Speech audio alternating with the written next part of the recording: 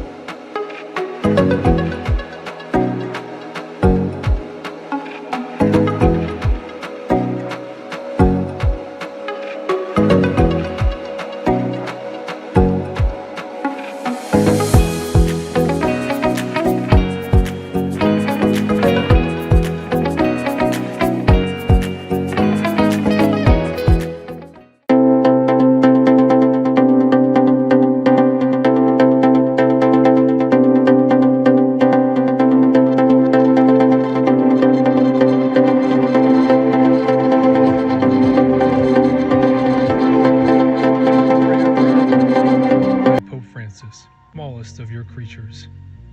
You embrace with your tenderness all that exists. Pour out upon us the power of your love, that we may protect life and beauty. Fill us with peace, that we may live as brothers and sisters, harming no one. O God of the poor, help us to rescue the abandoned and forgotten of this earth, so precious in your eyes. Bring healing to our lives, that we may protect the world and not prey on it, that we may sow beauty, not pollution and destruction. Touch the hearts of those who look only for gain at the expense of the poor and the earth.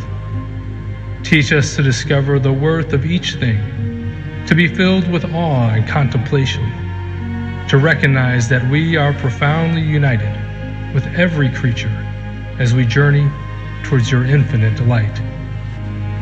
We thank you for being with us each day. Encourage us, we pray, in our struggle for justice, love, and peace. Please remain standing for the Philippine National Anthem.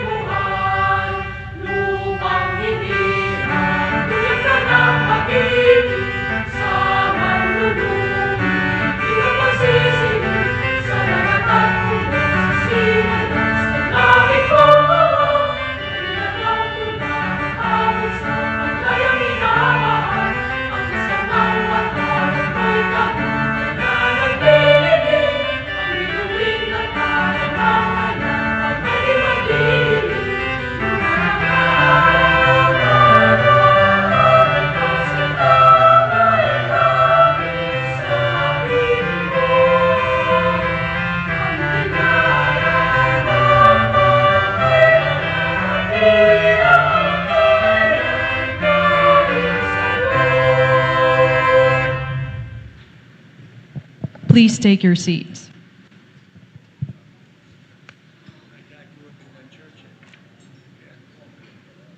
Good morning to all our honored guests and delegates, and welcome to the Manila Times Micro Enterprise Forum entitled Growing Micro, Small, and Medium Enterprises, Nurturing Prosperity. Micro, small, and medium enterprises, or MSMEs, are crucial to the growth and development of a country's economy. They are a major source of job creation, innovation, and growth. They create profits that bring money into local economies. Today, we'll be hearing from entrepreneurs and MSME stakeholders on the development and progress of micro enterprises. I'm Ezra Araya, the Manila Times news reporter and your host for today. In a short while, we will be having the Manila Times supplements and special projects editor Dafort Villaseran on stage to moderate the fireside chat of our program. We ask each of our speakers today critical questions about their talks. Let's get this show on the road. But first, allow me the pleasure of introducing the gentleman who will be giving the welcoming remarks. Aside from being chairman and chief executive officer or CEO of the Manila Times, he is also the chairman of the National Book Development Board. He hosts the Manila Times Roundtable, where he holds discussions with government officials, diplomats, and industry leaders from all over the world. He also hosts a regular talk show on business and politics on the SMNI News Channel, interviewing key players in the public and private sectors. Ladies and gentlemen, let's give a round of applause for Dante Clink Ang II.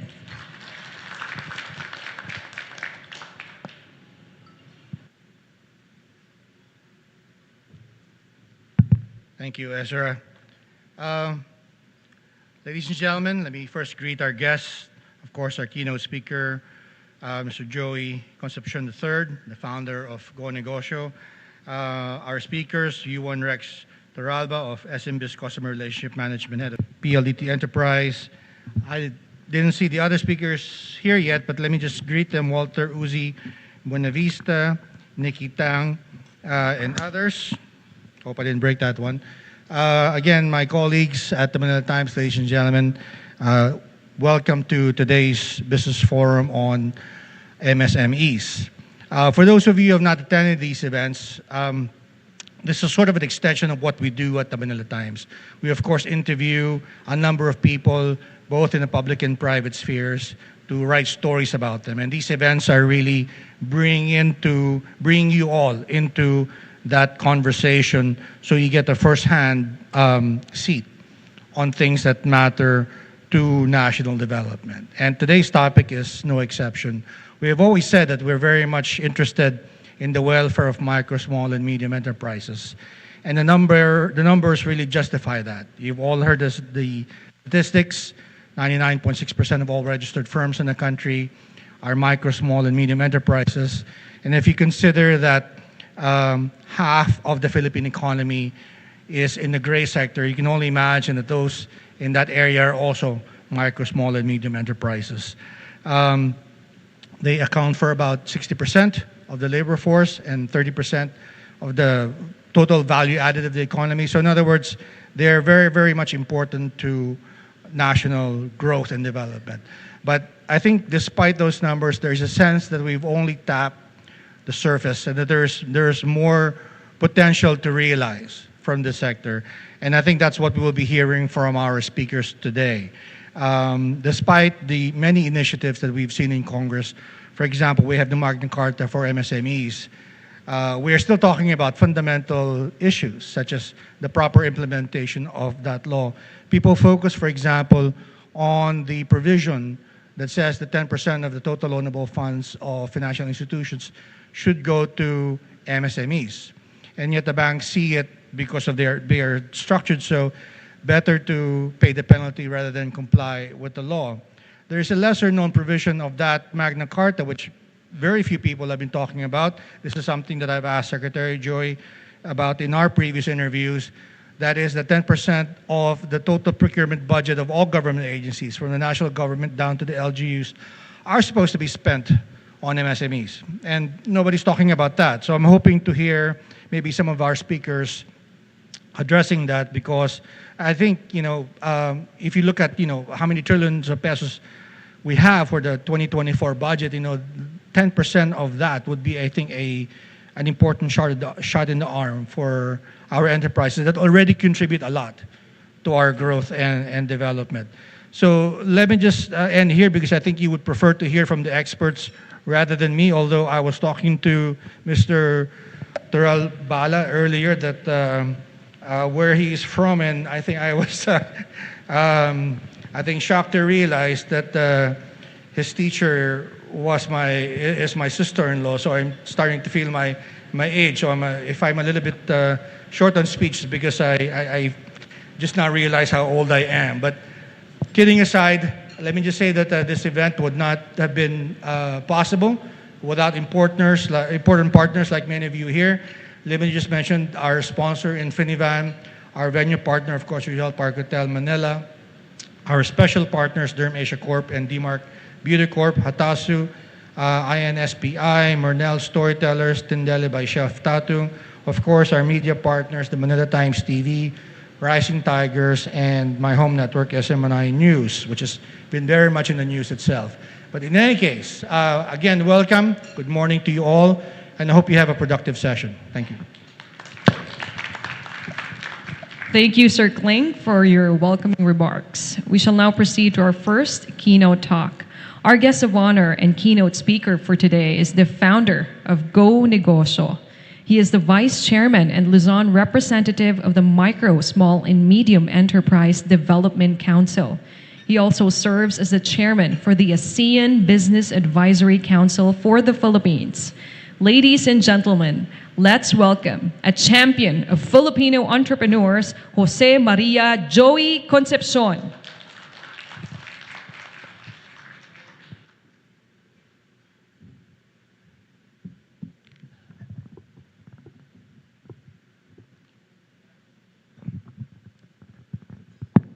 Good morning. First of all, I'd like to thank Clink for inviting me, and also for your support, Manila Times, to our advocacy Go Negosyo. As we know, bulk of our entrepreneurs in the Philippines are micro, small, and medium.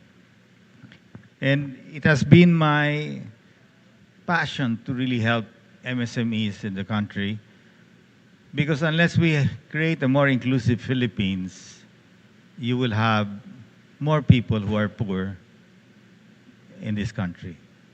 So things has to change. Private sector, big companies like ourselves, you guys, have to really embrace the MSMEs through various ways of support. No? Your paper, you write stories about successful entrepreneurs.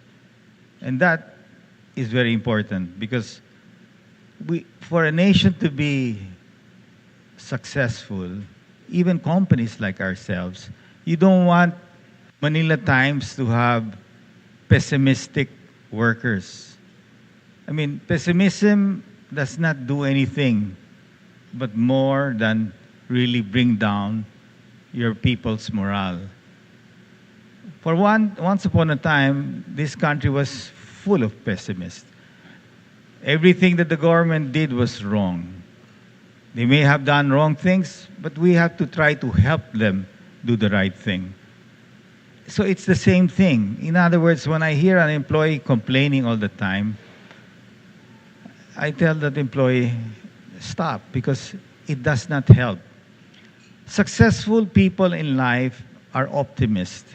Yes, there will be a lot of challenges that we face. No? It's part of life. Nothing is perfect. But what's important is continue to be an optimist because that brings, in a way, good karma. And yes, our country did not sail smoothly. We went through a lot of challenges from martial law to the revolution to all of this, but it's a part of the process of really building the Filipino character.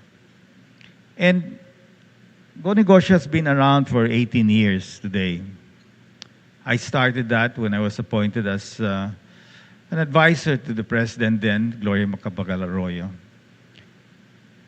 So we celebrated our anniversary a week ago, and I told those in attendance that without PGMA, there would be no Go Negosyo. 18 years is a long time as a foundation to continue helping MSMEs. But how did we last these 18 years? Today, we have more than 1,000 mentors. No? And unlike us who are successful, we live in nice homes. We have parents who are able to send us to good schools. Many don't have that. And you can see that the importance really here is in mentorship. I would not be here today if my father did not mentor me. Mentorship can be in a subliminal way. No? Unknowingly, you're being mentored through an example of a parent. No? My father was an entrepreneur. He worked for government as trade secretary, which I was not for. He had an advocacy, which was NAMFREL at that time. And NAMFREL was basically trying to restore democracy, in which they were successful. So through that experience, seeing him going to jail, being released, launching NAMFREL, somehow, subliminally, I see myself today doing the same path, but not the same in that sense. It's now a revolution to help those micro, small entrepreneurs who want a better life, who want to expand their business. And that is the very reason why I accepted the role as an advisor on entrepreneurship during PGMA's time. And I shared that with the guests during our anniversary, that the power of mentorship is so important. A mere speech can change one's course in life.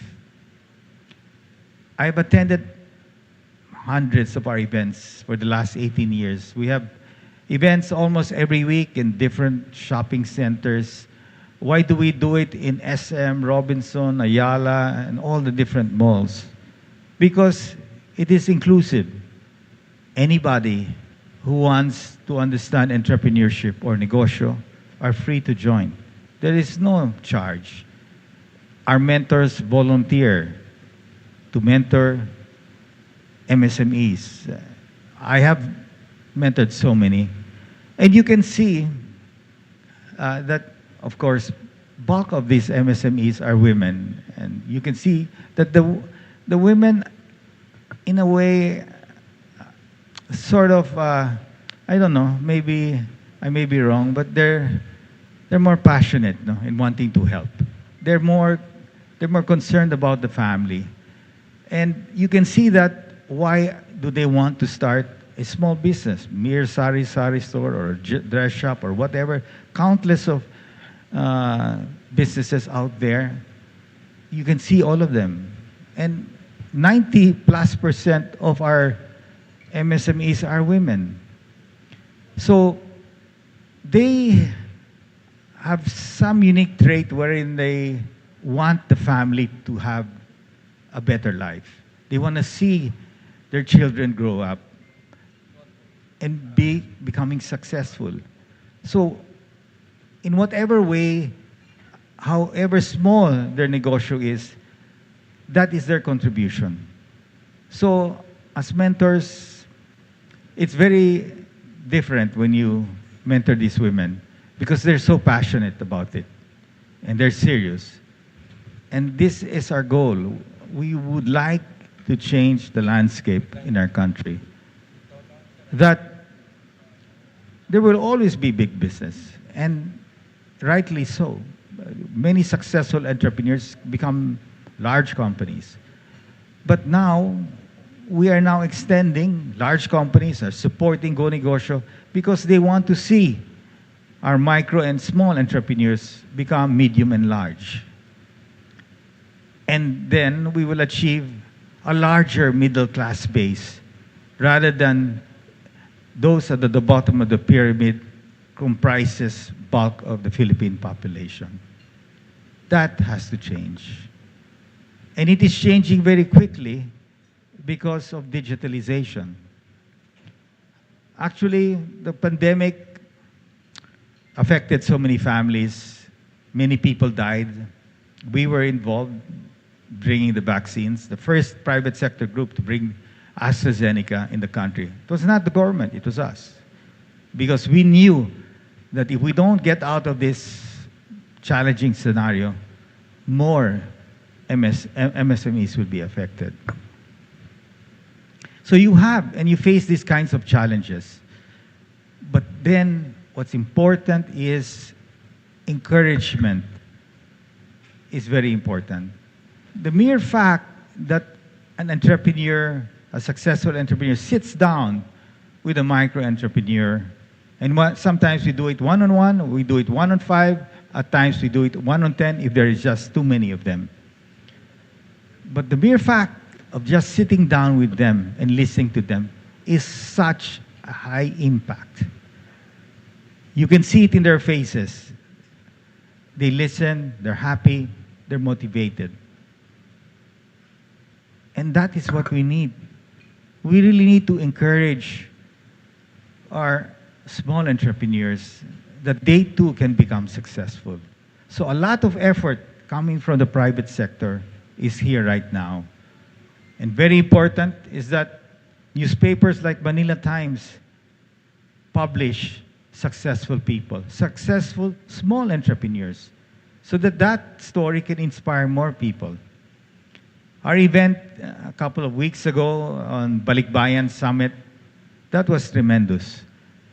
And close to 3,000 Balikbayans attend.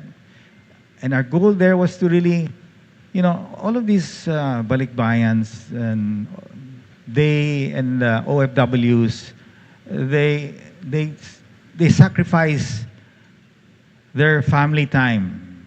They miss that. They don't get to see their kids' birthday because they're working overseas and contributing to our dollar reserves, because without the OFWs, we wouldn't have the dollar reserves that will be able to help us pay our foreign debt. But that amount of sacrifice of not seeing your family for months, for years, is really challenging. So we are trying to prepare them eventually as they move on and come back to the Philippines, that they have enough savings to start a business. And warning them that you just don't send money to your family to start a business which they don't even know, because that will get lost. So things like that, these discussions and encouragement through mentoring really helps. So digitalization, going back to digitalization, to me it is the biggest game changer. And it is a big plus for many of our micro and small entrepreneurs. And why so?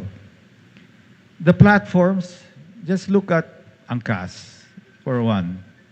Angkas is a ride-sharing platform in the sense that a motorcycle owner today can look for his customer by being in the Angkas platform. So these platforms have created a market for what I call nanopreneurs. What is a nanopreneur? One person with specific skill, with their carpentry, influencer, a motorcycle driver or jeepney driver or truck driver, can join the various platforms that have already been set up by many digitalpreneurs. And there are many of them. Accessing market is critical. So what we are providing, to me, the 3 M's that are very important: mentorship, money, and market. Those 3 M's are critical in enabling an MSMEs to be more successful, to be able to grow. So mentorship is provided by Go Negosyo. We have programs in DTI called KMME. We have another program with DA. We have a program also at the ASEAN level with 10 ASEAN countries participating, funded by Japan, JAIF, called ASEAN Mentorship for Entrepreneurship Network, called AMEN. That was our legacy project. And it is going into its 3rd phase. So whatever we do in the Philippines is being replicated in 10 other countries. A proof that this concept does work. So another good thing is, unfortunately, you're in the newspaper business, television, and all of that. You will also face certain changes. What is that change? Social media is the biggest change. We see a migration towards social media. Most companies are now shifting their budgets to social media. And I'm sure Manila Times will have to create its own niche in that sector. Because today, a company like us will not go after an agamulak anymore. We will go after an influencer. The price of an influencer today ranges anywhere between 5,000 pesos to even $1 million. But what is good about it is that these influencers are just ordinary citizens. Even my daughter is an influencer today. And just why we were wondering why she isn't asking for allowance, because she was making money on her own, and her forte was makeup. All what she does is get the makeup and talk to in social media, and she was doing well. So in all our events that we do everywhere, we bring influencers. Why? Because an entrepreneur, yes, you may have a business, but how will you advertise what your product, your service is? So we're teaching them marketing. And influencers are basically marketing people who have a talent, natural talent. Many years ago, when I met Small Laude, we were just friends. You know, we go out for dinner and all of that. I knew that one day there might be something with her because her English was really baroque, no? And look where Small Laude is today. You know? I mean, a huge influencer. And there are many more. So that sector, it's also being disrupted. Television, radio, all these media are being disrupted. So everybody will have to adapt towards that platform and accept the fact that these changes are moving very fast. It's going to make the Philippine economy more inclusive because the person himself as an influencer, let's say he makes about 5,000, and these are normally new influencers who are starting, they get anywhere between 2 to 5,000 and below 10,000. But that can grow. I mean, in the Balikbayan event, we paid an influencer about 150,000 pesos. But they have the talent and they attract the market. So sometimes we are not good communicators ourselves. We look for these communicators who can reach out to our consumers, our targeted market, and basically they are able to do it. And yes, of course, that has changed the landscape because once upon a time, they just couldn't market their product. Now, they can compete with people like us. So a micro entrepreneur who's into cosmetics, into beauty and whatever can compete with Albiteo, Vicky Bello, and others because they now have the chance. So if they have the product and they're able to sell that concept to their consumers, they have the digital platforms to go to.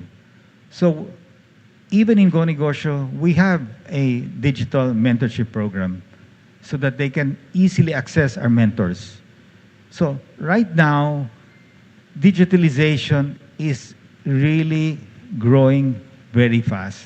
The number of influencers coming out is tremendous. So you can see more and more Filipinos who want to start a business can actually start as an influencer. And normally as they become influencers, they're given products to sell. So they can now have a negosyo. So it becomes more competitive for many, for even us. But that is what we would like to see, that the Philippine economy becomes more inclusive. And this is going to create that inclusivity because access to mentors, access to market, and access to money is changing very fast. E-wallets actually grew in phenomenal numbers during the pandemic because government insisted everything has to be contactless. In America, every American has a credit card. In the Philippines, you will never achieve the level of penetration of credit cards here because the poor people will not be given credit cards, but they will be given a debit card. So everybody can easily get a GCash or a Maya or whatever because it's a debit card. And that has actually helped propel digitalization. So the fact that digitalization is now accelerating in this country, it's going to make our country more inclusive. And that's what, of course, big business, that means more competition and all of that. But in the end, that's what we have to do. It cannot be just the 2-3% of big business doing well and the rest of the Philippine population not getting anywhere. And I'm glad that the private sector is solidly behind and supporting this movement of Go Negosyo. 18 years. Okta did a awareness study on Go Negosyo. In NCR, the awareness of Go Negosyo is at the 80%. For the entire country at 60%. So that means that more and more people are thinking on how to start a business. And it's not easy to start a business.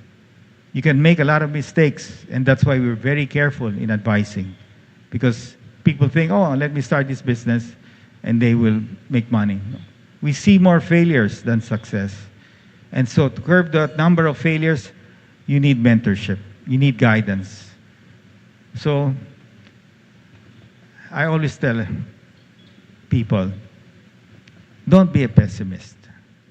Even in the darkest times of your life, as much as possible, try to think positive, because positive brings better karma. We've gone through many challenges, this country. I mean, yes, it's a struggle. Yes, there will be more typhoons, whatever. But that is the way life is. So those who are able to go through, continue to face those challenges, will eventually find success. And we see that happening. So I always tell people, love your country, do your best. Try to attach yourself with mentors who can, if you want to be guided, attend our events. And our mentors are there to help you, whether offline, online, they will be there and guide you. And now we have signed with VP Sara to help set up gardens in the schools that have land, to encourage the students to start to love agriculture. We have so much land here. Unfortunately, not everybody wants to get into the agribusiness, because the picture that they see is a poor farmer with no clothes, not driving a nice car. So that mindset has to change for us to attract the young kids to want to be an agripreneur. So that is one effort that we are going to be working with DepEd. And Sara, VP Sara, is serious about it. We're going to help them in the curriculum on entrepreneurship. We're going to have a youthpreneur pretty often, bringing the students to the malls to teach them entrepreneurship, because it is easier for the entrepreneurs, the mentors, to go to these malls, and they see economic activity there. And for those who cannot, especially the public schools, we will go to the public schools and bring successful entrepreneurs so that they can be motivated as well, that they too have a chance. Believe me, I also mentored, we invited a bunch of students in SM Fairview, and I mentored a couple of them, and I was quite impressed that they have a very optimistic outlook. In fact, one of the kids that I asked, would you like to be an entrepreneur when you graduate? He said, no, I would like to work first, then become an entrepreneur. And I asked why? Because I want to make the mistakes with that company first.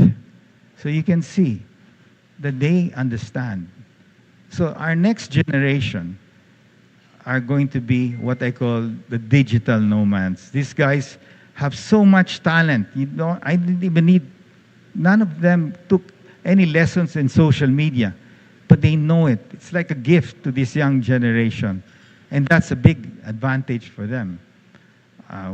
My father definitely forget it. He struggles to even work his cell phone. So at least us, our generation, we are adapting to it. And I'm sure Manila Times will adapt to it, as we will always get, once in a time, companies, we get our own changes happening. We have to adapt to these changes. And in the end, it will even make a better company. So look at challenges as opportunities. And RFM has been around for what, 60, I'm 65 years old, so our company is that old. So we've lasted that long. We've faced so much challenges, price control and all of this. But yet, we shifted to brands, Selecta, Cosmos Bottling, etc. We got rid of all brands and businesses that didn't fit the whole core of RFM, and that's how we moved on to where we are today. And so today, I spend maybe half of my time really in this advocacy of helping MSMEs, because to me, I mean, life is short. This is my way of paying back. I've been blessed. I want to bless others. And that's what we want to see. That circle of success continues. You become successful, you help. That person becomes successful, he helps. So as that circle of success spins more, then we will help more people. So thank you. Thank you for inviting me. More power to Manila Times. Thank you, Sir Joey Concepcion, for a very inspiring talk on Filipino entrepreneurship. Sir, would like to invite you back here on stage. Get comfortable as we begin our first fireside chat for this morning. Let me call on our moderator, Manila Times editor, Dafort Villaseran. And Dafort, you have 10 minutes with Sir Joey. Thank you very much. Good morning, everyone. Good morning, Joey. Thank you very much for that very inspiring speech. Actually, it's interesting that you brought up the idea of optimism because, of course, it's important for everyone to be able to generate or have that own sense. But at the same time, it's also helpful if there are things to be optimistic about. Could you perhaps share with us developments that might be of might help people to be more optimistic in the MSME sectors? Well, under this government of President Marcos, one thing that is good is he has created a structure called the Private Sector Advisory Council. No? So this structure actually is a brilliant idea. In the past, you would have an advisor for entrepreneurship, etc., etc. But now, so there are 6 clusters. I lead the jobs. You've got one for infrastructure, digitalization, agriculture, etc. So in my cluster, which I lead, I have Tessie Coson, I have Kevin Tan, Risa Mantaring, Fred Ayala, Doris Ho. So all top and well-respected businessmen belong to different clusters. So the president is tapping the best minds in business and entrepreneurship for free. We do it for free. We spend a lot of time here. It's serious discussions. I mean, Tessie and others, they run huge companies, and they put that time. So if you have these advisors guiding you, working for government, that helps. Today, our partnership with DTI, DA, and now DepEd and TESDA is very strong. And we've been running, especially with the DTI, for quite some time. So to me, getting private sector working with government in a very harmonious way is a big, big plus. So how about in terms of public-private partnerships? In terms of Well, all the mentoring programs with DTI and DA are through us. No? They fund everything. No money is given to Go-Negosyo. They fund it directly. We tell them, okay, these are the mentors that we will use. You just pay them directly. So we created the structure, and that has been going on, especially the DTI version, has been going on for many years, 2 administrations now already. So I think government has also realized that private sector, entrepreneurs like us, go through these challenges. No? And there's a different level of attention in detail, no? Because it's your own business. In government, you may be the secretary now, but you won't be the secretary a couple of years from now. So the motivation sometimes is there, but it's not as powerful as some owner whose money is right on the table. So government is really service. So those who are really passionate to serving Filipinos, they will excel. No? So, but then you put these two together, both private and public sector leaders, then it tends to give them new ideas. To some extent, I would say maybe 70–80% of what is proposed is absorbed by government, and the partnership just gets stronger. And that's why our partnership with DTI DA has lasted for, especially the DTI, because primarily their focus is in MSMEs, has lasted for 18 years.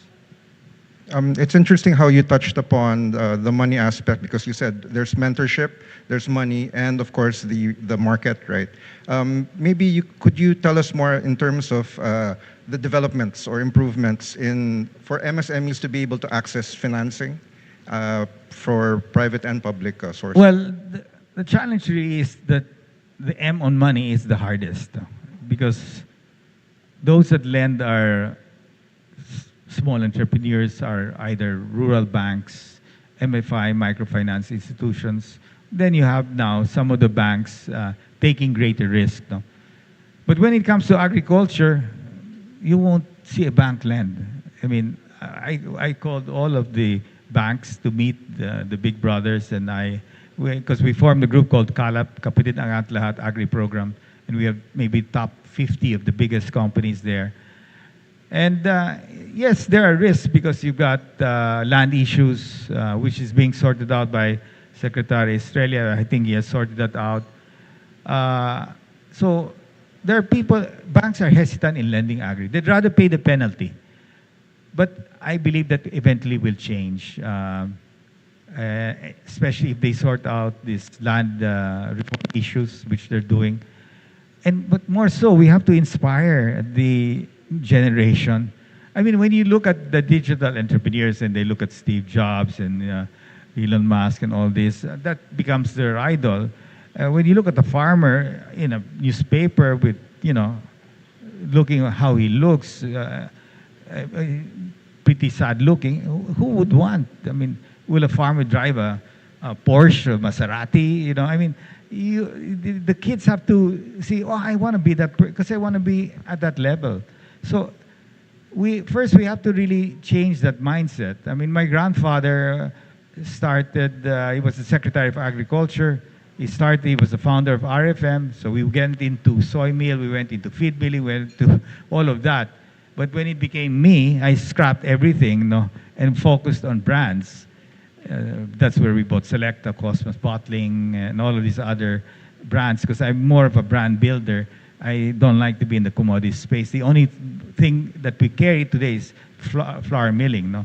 But so it really depends on how an entrepreneur's strength. What is his strength? He has to determine, is he good in marketing? Is he good in culinary, et cetera, et cetera. So this is what I'm trying to say. We have to, and this is where VP Sara is correct. We have to inspire our kids to love agriculture. Do gardening. So the request is for the big brothers to help set up small gardens, fruits and vegetables, and let the kids manage it, take care of it. So that's the first step, and which is a good step. And we will try that, and the private sector in agriculture will put effort to do that. So you have to be inspired. I mean, everybody has their own hero. I mean, whether it's a digital hero, whether it's somebody in fashion, you look at, I want to be like that person one day. So that's your inspiration. You may not get to that level. It might be something else, but you need somebody to inspire you. Your idol, a basketball player. Well, LaSalle beat UP, so. Well, in terms of inspiration, what are the strategies you're thinking of in terms of the agreement with VP Sara in encouraging the youth to get into agribusiness, especially like considering how you yourself had shifted from your father's interests to brand building? Yeah, correct, because we didn't have the competency to really run an agribusiness. We did for a while, but it was very difficult dealing with poultry, hogs, get all of this. And to me, we didn't have the management that was passionate about it. So we had people who were brand builders. So that's why we had to shift. But there are many others out there who that's their core, like Henry Libunyong, and many others who are in agri who are doing well. Tennyson Chen, one of the largest in chicken. Winston Uy is the largest in tobacco in the country. So there are entrepreneurs who are fit for that because that's what they're passionate about. So in terms, aside from inspiring them in the aspects of the lifestyle that they can like being more simple, perhaps, or being more connected to the land. Maybe you can also discuss the returns aspect of getting into agribusiness for the youth. That could also perhaps be an encouraging factor for them. Well, there's so much opportunities in agri, and that's why I look at these successful entrepreneurs in agriculture. They are very hands-on. It's something that you cannot just delegate and let somebody run. They are hands-on. They are in the field. They make sure that their farm workers are doing the job. I mean, look at an example, MVP. No, he's tied up and bringing in a dairy. In other words, we're going to milk cows here in this country. There's two firms bringing that in. One is PLDT, and one is the owner of I forgot. He owns these Chinese restaurants, so he's going to do the same thing. We are very big in milk, but we import the milk. So we've been trying to see how we can partner with these two people to source that milk locally. No? But so what I'm trying to say is that you have to be really passionate about it. If you're not passionate, then forget. Don't even bother going into that business. And I guess it also helps that digitalization is also now part of the agribusiness business, the model that they're implementing. There's a lot of automation also. I mean, automation, digitalization is here to stay. It's going to be, if you don't understand how to maximize the power of digitalization, you're not going to be a player. How about in terms of mentoring? Like you said, that's the key to be able to inspire people. How much has it changed post-pandemic in terms of what people are asking for, what draws them in? I think the first mentors are really our parents. If you look at, Clint, I'm sure your father Dante mentored you, like my father mentored me. So, and he was mentored by his father-in-law. So, the first mentors that we meet are our own parents. And that's why by showing them the right example in how we live our life. No?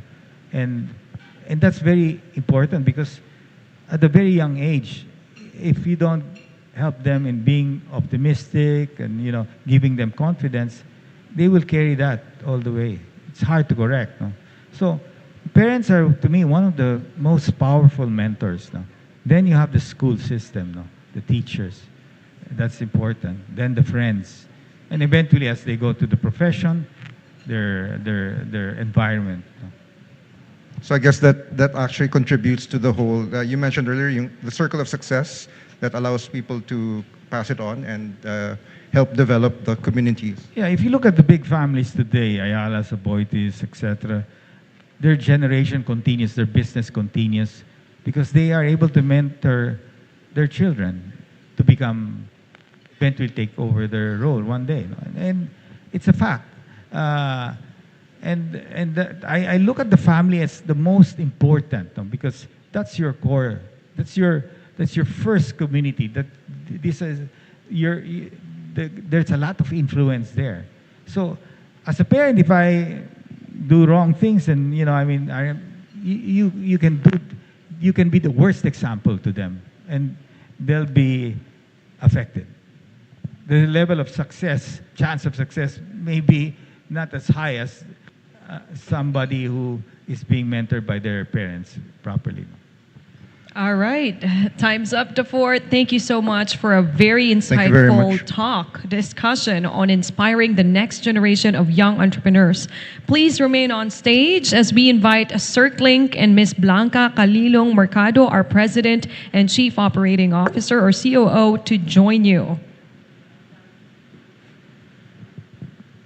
And as Sir Joey mentioned earlier, you have to be passionate and stop complaining and be part of the solution. Our chairman and CEO and our president and COO would like to present to you Joey Concepcion, a plaque of recognition as well as a token of appreciation for going out of your way to be with us and for sharing your insights. We'd like to thank Penny Pears for the gift certificate, Derm Asia Corporation and D-Mark Beauty Corporation for the gift bags, Tin Deli for the food gift boxes, and of course, Marnell's Cakes. We hope that this display of recognition and this token of appreciation give you an idea of how honored we are for being with us. Let's give another round of applause for Joey Concepcion, Go Negosyo founder.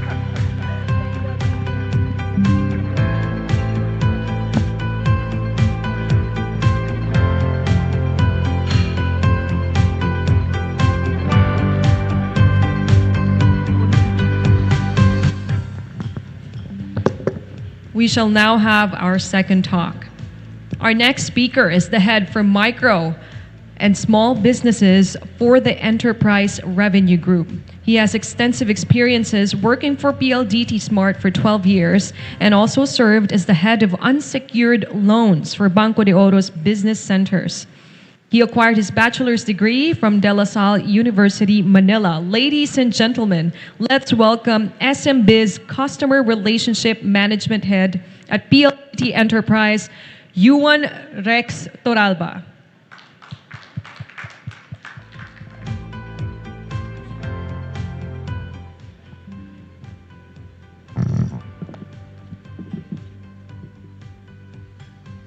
Morning, everyone. To the distinguished guests, morning. To Mr. Ang, Ms. Blanca, thank you very much for having me here. Maybe to those joining virtually, good morning. And again, thank you for taking time to be with us in this morning's event. Is this working already? All right. So for this morning, I'll be discussing a topic of great significance to the Philippine economy. It's the resurgence of the micro, small, and medium enterprises and the emerging trends that will shape their trajectory in 2024. In recent years, we've witnessed a remarkable comeback of the MSMEs in the Philippines. These enterprises are considered as the backbone of our economy and have shown resilience and adaptability in the face of challenges.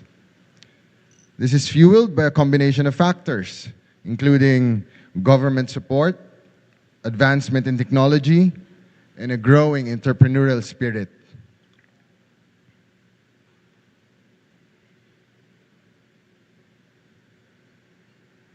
Can you maybe click on the next slide? One crucial catalyst for the MSME resurgence is the integration of artificial intelligence into business operations. That has been the sexy topic as of late.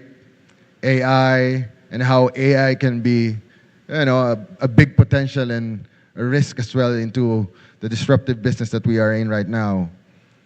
AI has become a game changer, providing MSMEs with the tools to enhance efficiency, streamline processes, and make data-driven decisions. Whether it's automating routine tasks, optimizing supply chains, or personalizing customer experiences, or 3G, 4G LTEs is a testament to our commitment to connectivity. Looking ahead to 2024, several trends are poised to shape the MSME landscape in the Philippines.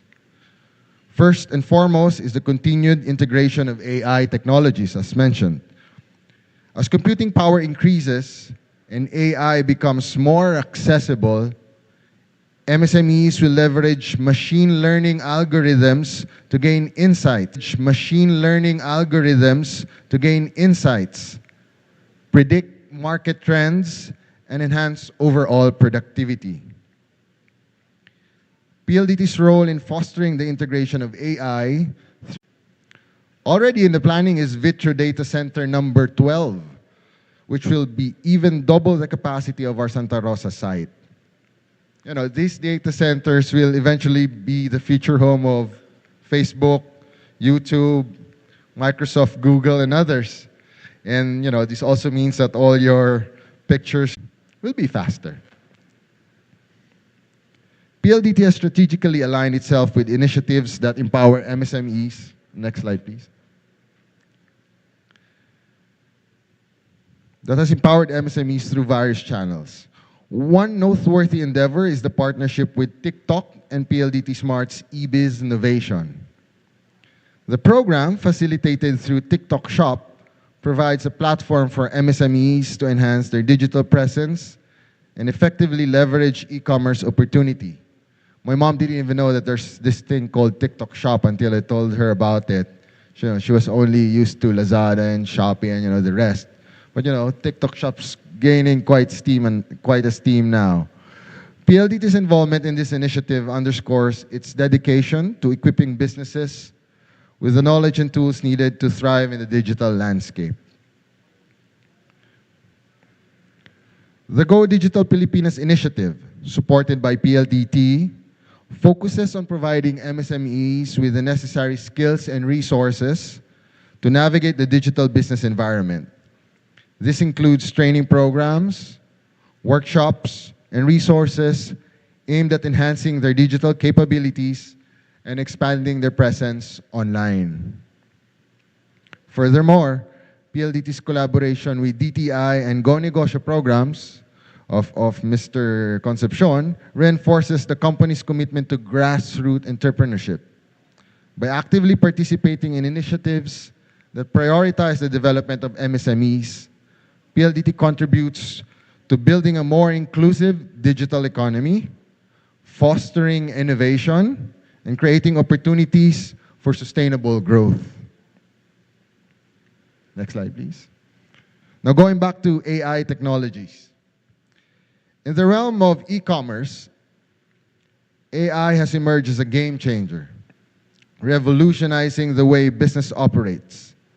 From personalized recommendation to efficient supply chain management, AI enhances customer experiences and boosts overall productivity. As we look towards 2024, the integration of AI in e-commerce is poised to elevate the sector to unprecedented heights.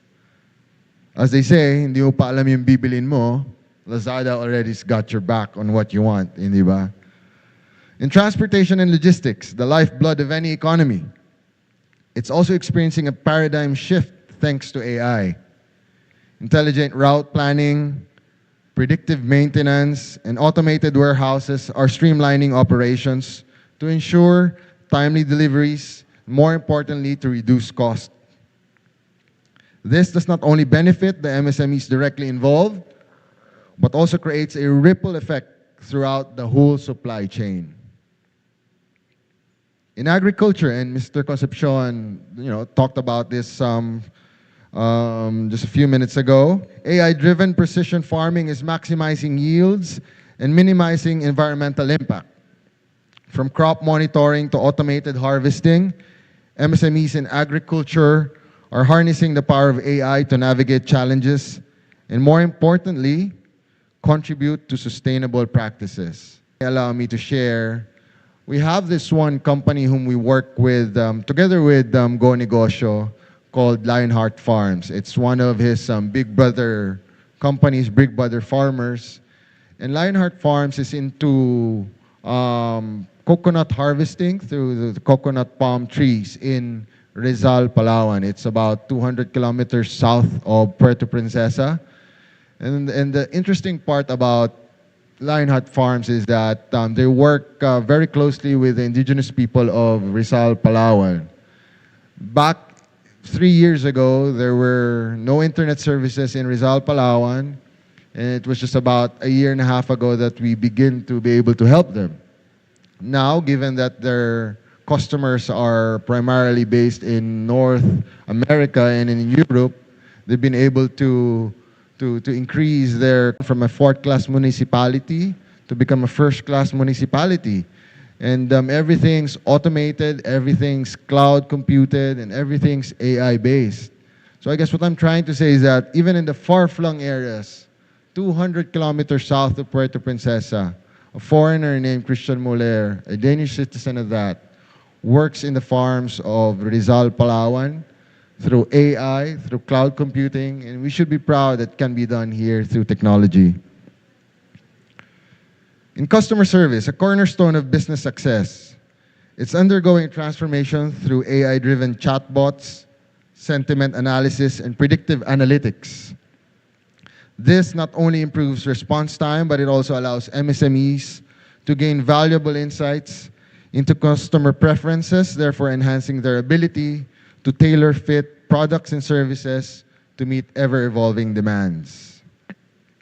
In fintech, a dynamic sector at the intersection of finance and technology, it's embracing AI for fraud detection, risk assessment, and personalized financial services. As we anticipate the trends for 2024, the synergy between AI and fintech holds the potential to democratize financial services, making them more accessible to the wider audience. A great example was what Mr. Concepcion mentioned. Electronic money such as credit cards cannot have or achieve a good penetration in the Philippines, but electronic money such as Maya, GCash, and all the others who are in the similar fields can cater to that bottom of the pyramid market and have an inclusive activity or an inclusive economy altogether. As we stand on the cusp of 2024, it is evident that the resurgence of micro, small, and medium enterprises is intricately woven with the transformative power of artificial intelligence and the unwavering commitment of key players like PLDT. Let us therefore embrace the synergy of innovation and connectivity, recognizing that the convergence of MSMEs and AI will shape the future where every business, regardless of size, can chart a course of sustained growth and success in the digital age. Thank you, and may the spirit of innovation guide our path forward. Again, I'm Yuan Toralbalia from PLDT Enterprise. Good morning.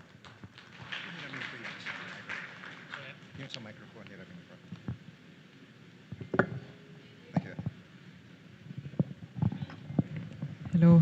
Thank you, Yuan, for a very exciting outlook on 2024 for the resurgence of all enterprises. Sir, may we invite you back here on stage so we could ask you a few questions as we call on Manila Times Supplements and Special Projects Editor, Dafort Villasiran, here on stage for another one of our fireside chat. Thank you for that talk, and begin our discussion. Very optimistic, like Joey mentioned earlier. No? Could you share with us perhaps in terms of what PLDT SMBiz has, the programs also that you have targeted or focused on helping the growth of the various sectors? So with PLDT Enterprise, specific to the small and micro business, we would like to often say that we want to step back a bit and have straightforward solutions for the micro, small, and medium enterprises. And what that means is that a basic, reliable connectivity should be at the forefront, because this will be your window to the world, as they say. Without the reliable connectivity powering your business, you won't be able to really feel the contribution of what AI, technology, and the digital inclusion environment can offer you. And so I think that's the first step to everything: a reliable, cost-efficient, and a solution-based connectivity, teeing you up for greater success and greater innovations as you go through your business. Are you also involved in terms of the lobbying or the development of the various towers and the infrastructure that needs to be built in connection with your individual developments or programs? Oh yeah, definitely. I mean, even in the telco world, collaboration has been at the forefront, and we cannot do away without collaborating with all our partners anymore. There's this common tower agreement between the telco providers now, and what that does for us is that it frees us up with heavy capitalization and let us focus on our core business. Ultimately, those that will benefit from our extra leverage and extra liquidity will be our customers. We can focus on our core, empowering the nation, and do more for the micro, small, and businesses. I think we'd also like to share that, apart from just being able to offer straight up services, we call ourselves Relationship Management Group. And that's what we want to foster: a better relationship, a better understanding of how your business works, and how it'd be able to help you grow more. So what are the latest developments or things that you can share with us in terms of the business-to-business efforts? I've mentioned and I've talked extensively about AI. I was discussing, I was with a chat with the former CEO of Microsoft Philippines, Peter Macara, formerly, because I think he transferred now to the Boitis Group. And he said that, in the business sector, everyone's kind of like on the starting line. No one's too far ahead or too far behind. And as mentioned, AI is really going to be interesting on how it will be able to help the MSMEs. For PLDT, for example, if you've been contacted with PLDT just quite recently, you must have been able to talk to Cindy, our AI-powered virtual assistant. I mean, you won't even know that you're talking to a virtual assistant. Cindy can talk dialects, can talk back at you, it can be generative, and it can be predictive too. And you won't even know that it's AI-powered virtual assistant that you're already talking to. It's very intuitive, and I think that's going to be the game changer moving forward. Of course, for PLDT, but it's very much applicable to small and micro businesses too. So that's something that's going to be exciting to look forward to. I hope everyone would be googling up how AI can be helpful to their business, because by 2024 it's really about to change the industry. Well, speaking of things to look forward to, in terms of outlook, since we're already at the cusp of 2024, what are the plans that you wish to perhaps share in terms of developments in PLDT and your particular SMBiz group? As we take a step notch of helping or in trying to help the MSME sector, we've come up with very creative solutions to open up opportunities for the MSME market. We're about to come up with connectivity bundled with cloud solutions such as cloud phones and IP telephony solutions. That can be quite confusing first to the MSME sector, but that's a step forward that we want to approach. We'll be holding hands with our partners to be able to educate the market and to be able to also make them feel comfortable with solution-based services apart from the straightforward connectivity. We know Zoom to be something like a collaborative tool only or a video conferencing tool only, but it offers a lot more. There's companion AI with it. There's also a lot of algorithm that goes with it that can help micro, small, and medium businesses. For those in the corporate world, we're very much familiar with Microsoft Teams, and to us, that's only a collaborative tool also, or a video conferencing tool. But it has AI-powered tools as well to be able to help you decide, move quickly, and be agile to the ever-changing needs. So again, it's circling back to AI, because that's definitely the trend, and PLDT is going to definitely be at the forefront, front-sided center with the MSME market. Okay, so those are the tech trends. How about in terms of sectoral trends? Your PLDT is in a unique position to be able to predict and plot the growth of certain industries. Where are you seeing the most growth? And aside from growth, the opportunities that are quite untapped. Maybe a good illustration of how we can draw up the opportunities are relative to the MSE market is comparing ours with that of, say, the regional players like Indonesia. The statistics. The Philippines has 1.1 million MSMEs. Indonesia has about 65 million, I think. And they have 13 unicorns already. Whereas the Philippines has, I think, 2 or 3. And so you'd see the stark difference on why they'd be able to get to 13 unicorns versus the 3 that we have. And a lot of those are really catered into the retail segment, supported by the government of Indonesia. And I think that's what the present administration is trying to do too, together with the Private Sector Advisory Council, together with all the stakeholders coming in together. There's a strong movement within the private sector to be able to maybe reach that site too and reach that goal, developing 13 unicorns maybe, because we're not too far ahead. Specific to industries, it's going to be fintech and agri. That's the name of the game right now. Testament to that is our President BBM's strong support to the agriculture industry. And in fact, as mentioned, top conglomerates to include ours have already tried to shift our stance into also endeavoring into that market. So fintech and agriculture is definitely going to be a big thing in the next 3 to 5 years as well. Okay, thank you for that. If ever, by the way, if people wish to add on or have questions also, we do have a mic at the center of the ballroom for those who want to ask questions. Thank you, the fourth. Yes, we encourage everyone in the audience to use the microphone in the middle of the room if they have questions for our speakers. Again, thank you, Sir Yuan Rex Torralba, for a very insightful chat and outlook for tech trends and sectoral trends for 2024. A very exciting times for all enterprises. Please remain on stage as we invite Sir Clink and Ms. Blanca once again to join you.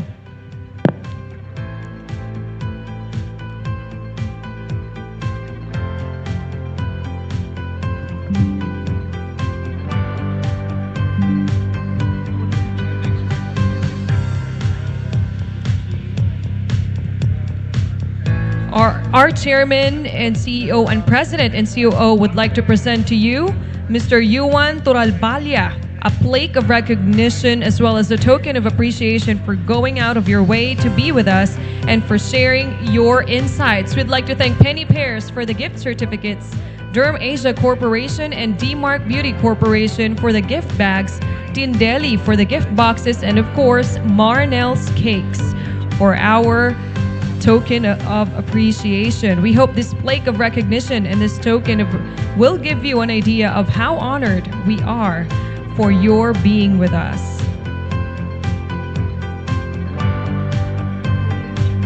All right, let's give another round of applause to PLDT Enterprise SM Biz Customer Relationship Management Head, Yuan Rex Torralba. Maraming salamat po.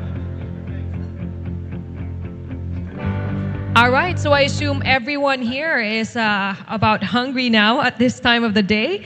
So we will now break for lunch, courtesy of Rizal Park Hotel, Manila. Our third talk will resume in an hour, and we will have another fireside chat after that at around 1:10 p.m. Bon appetit, everyone. Enjoy your lunch.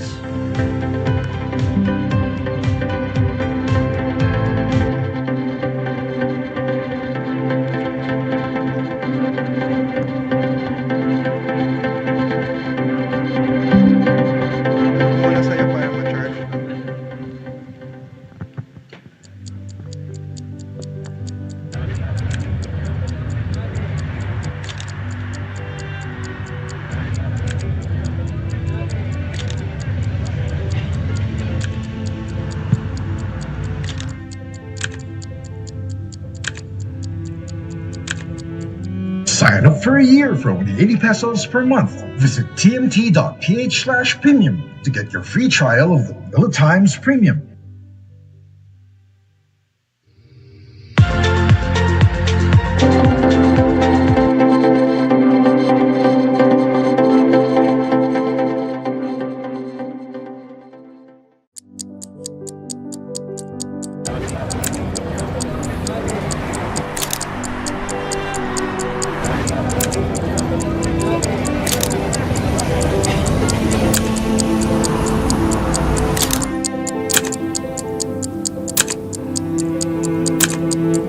Sign up for a year for only 80 pesos per month. Visit tmt.ph/premium to get your free trial of the Manila Times Premium.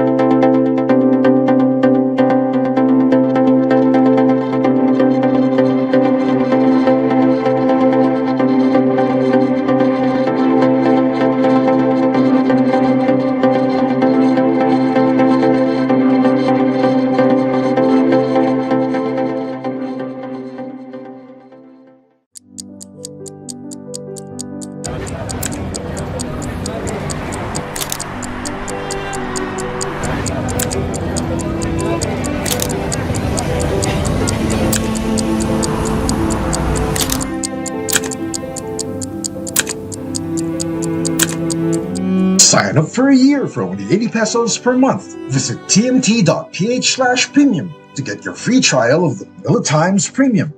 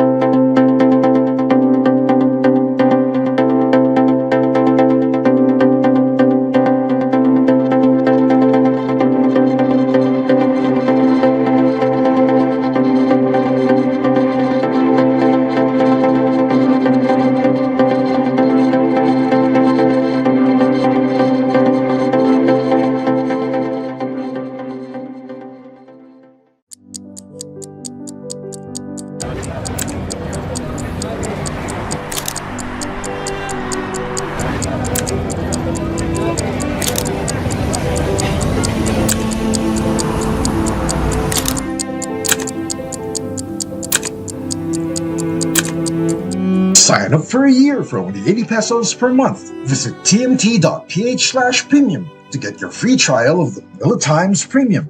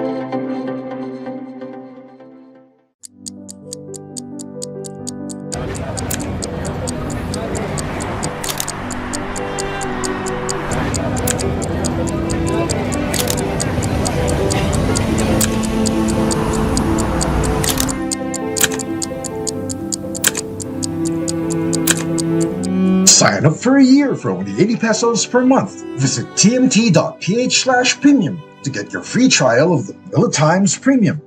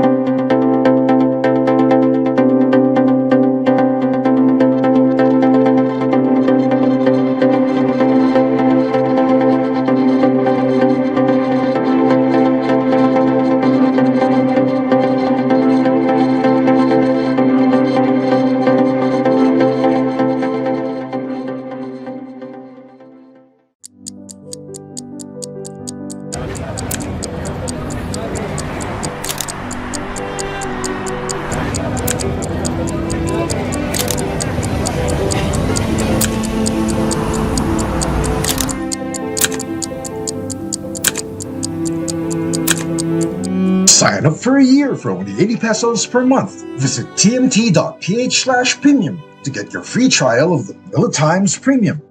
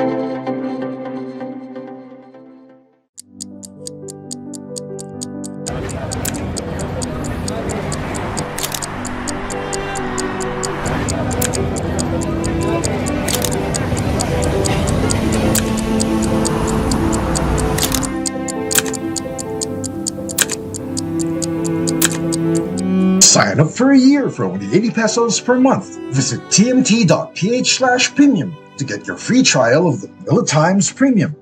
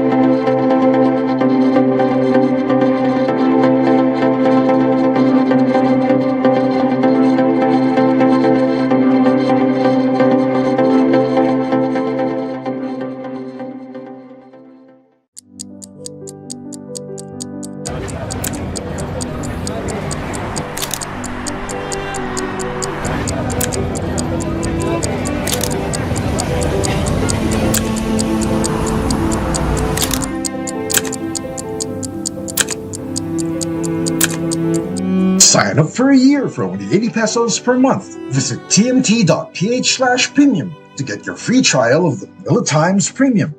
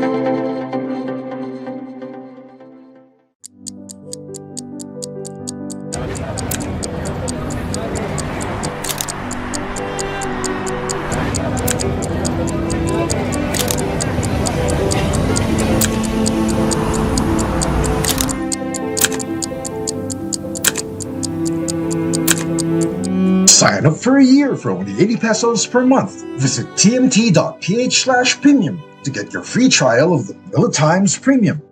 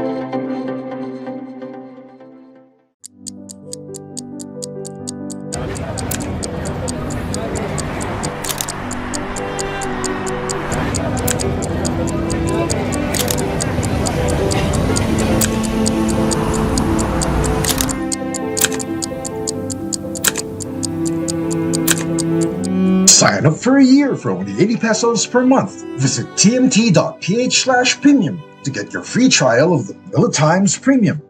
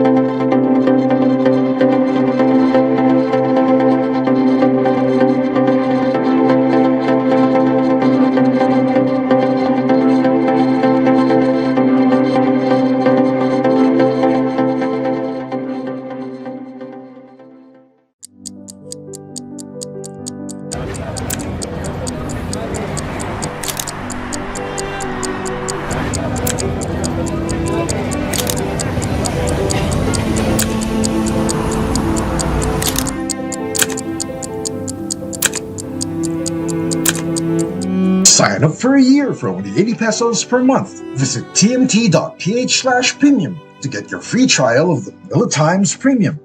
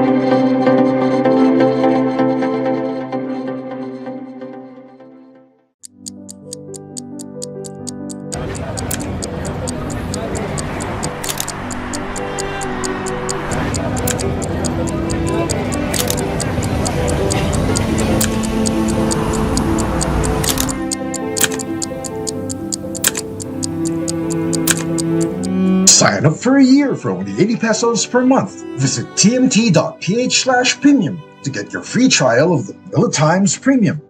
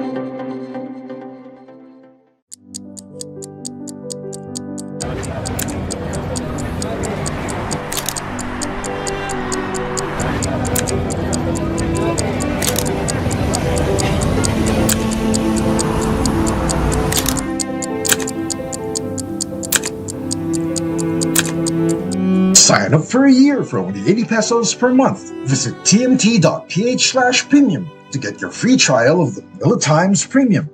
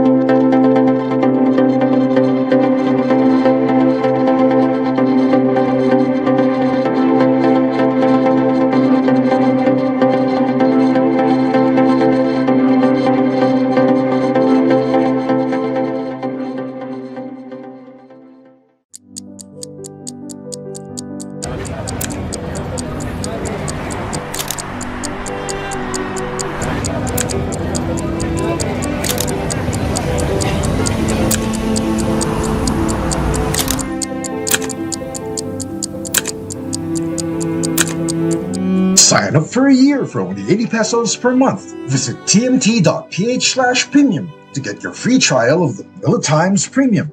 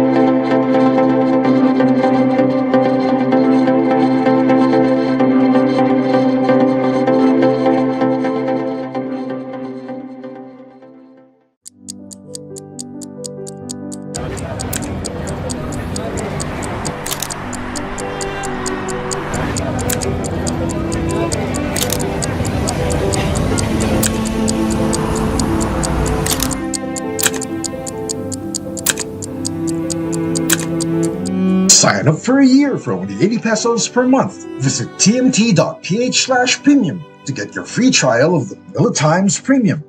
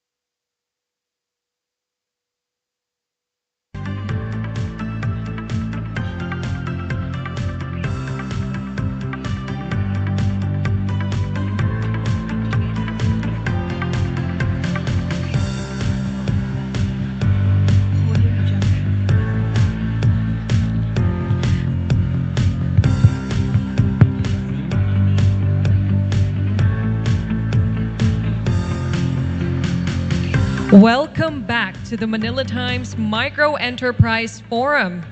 So I trust everyone enjoyed their delicious lunch. Welcome back to Growing MSMEs, Nurturing Prosperity. And ladies and gentlemen, it is time for our third talk of the day. Our third speaker is a Filipino entrepreneur. He started his food business when he was 25 years old that grew into a popular shawarma food chain in the country. He is known for his innovative marketing strategies, such as the buy one, take one food promotion. He was a finalist for the Injapsia Outstanding Young Entrepreneur by the Philippine Chamber of Commerce and Industry. He was awarded Man of the Year 2022 by Rising Tigers magazine. And most recently, he received the Young Leader of the Year award from Asia CEO Awards. He is an inspiration to many young entrepreneurs in the Philippines as he has shown that it is possible to achieve success through the power of hard work, perseverance, and innovation. It is my pleasure to introduce the President and Chief Executive Officer of Shawarma Shack Corporation, Walter Uzi Buenavista.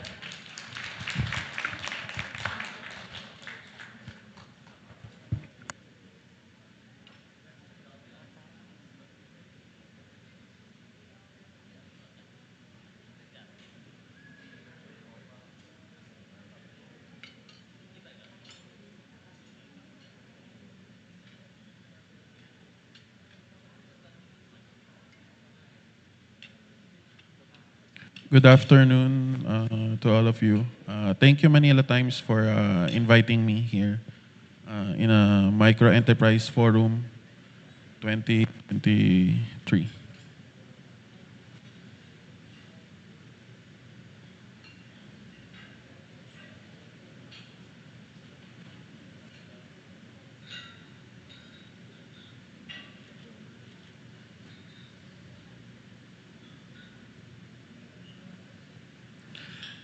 Micro Enterprise, a business operated by less than 10 people and is valued around 3 million or less.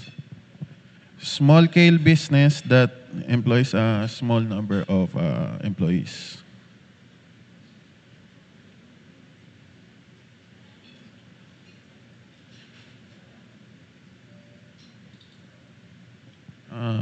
This is the 2022 Philippine MSME statistics. The micro businesses is meron siyang 90%, more than 90% na sa Philippines. Small businesses, more than 8% ang kinikater na sa country. Ayun. Medium, less than 1%, and large is less than 1% also.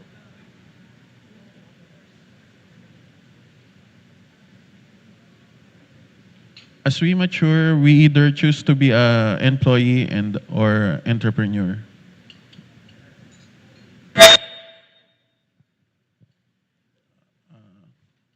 Ayun, namimili tayo kung ano bang magiging mindset natin habang lumalaki tayo. Kung magiging employee ba tayo or magiging entrepreneur. Ayun, mindset ng mga employee to be the best employee. May isip din natin lagi payday. And ayun, work for someone else. Pagka tayo entrepreneur, pinili natin yung path na yun. Ang thinking natin is be your own boss and business opportunities and work for our dreams.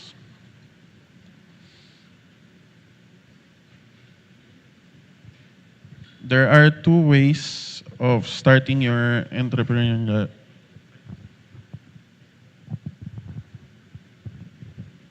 There are two ways para mag-start tayo ng entrepreneurship journey natin. Ayun. starting your own business or acquiring a franchise business. Ayun. Pag mag-start ka ng your own business, uh, there is no brand familiarity. Second, sa franchising naman, meron ka ng sariling customer base. Tapos, sa starting your own, sa business model, needs to develop your own operational system. Ayun, hindi pa ready, pag-aaralan mo pa kung paano. Tapos, sa franchising, has an intact and proven tested operational procedures and business policies. Ayan. So, pagka franchising, ready na yon. Tapos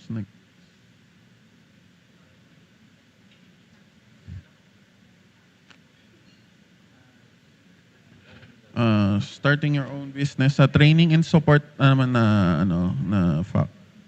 has to rely on your own resources for these activities. Ayun, wala kang mapagtatanungan agad-agad. Ayun. Hindi katulad pagka sa franchising, provided na ang training and support with site selection and lease negotiation and operations. Tapos sa marketing naman, ayun, kailangan mo pa ng experience ng experiment sa marketing and advertising pag mag-start ka ng your own business. Sa franchise naman, provided na ang marketing and advertising campaigns. Ayun. Yan. Why franchise?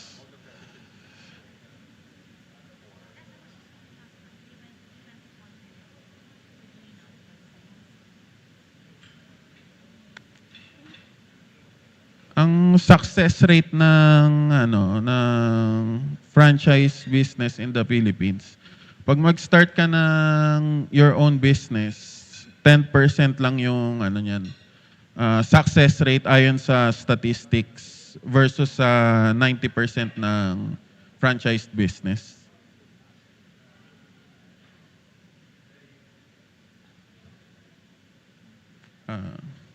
In 2022, the franchise industry contributed 7.8 of the total GDP of the Philippine economy.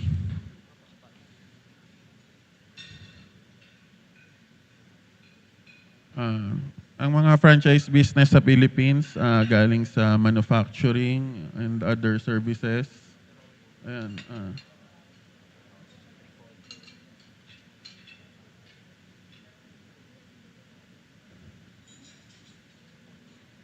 And yung sa franchise industry, nanggagaling yung 80% sa food and beverage, non-retail 10%, and other services 10%. Yan.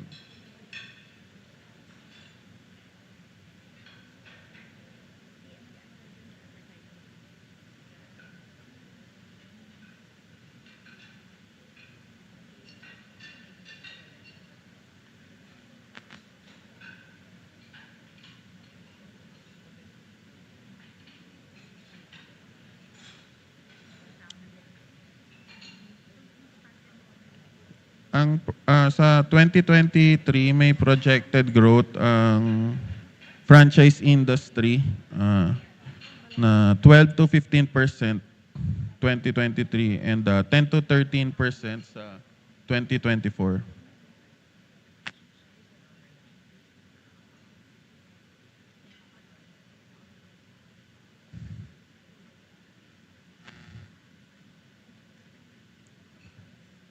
Shawarma Shack story.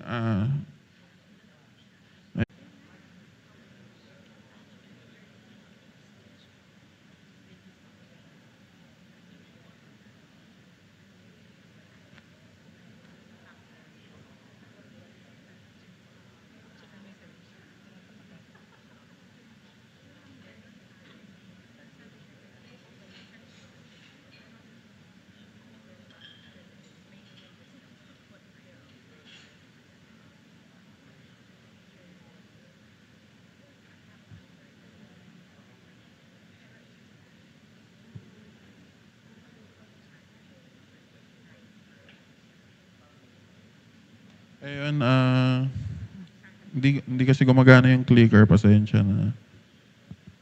Nag-start kami sa Divisoria, ayun. Nag-try kami sa night market. Hindi ko lang mapakita yung pictures. Mas maganda sana.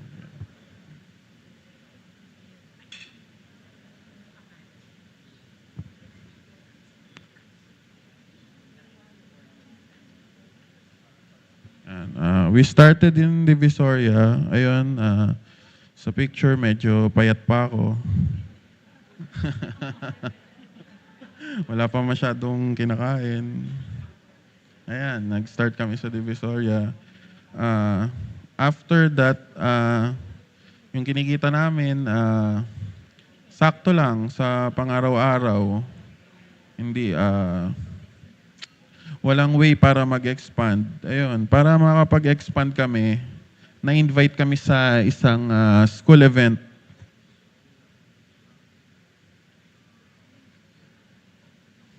Na-invite kami sa isang school event. Ayan, yan yung event namin is New Era University.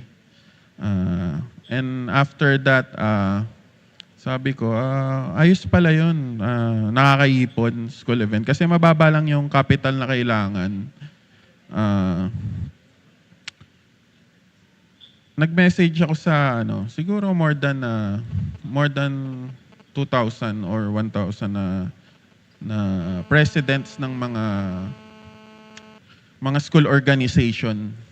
Tapos, ang nag-reply, 10 lang. Ayun, luckily yung 10 na yon, enough na pala siya para makapagtayo kami sa malls. Ayun.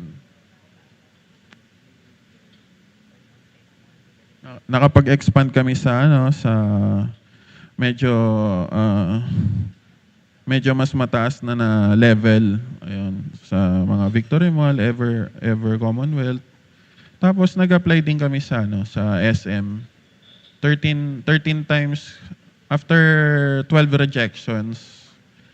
Pang 13th time ayun, natanggap na kami. Ayun.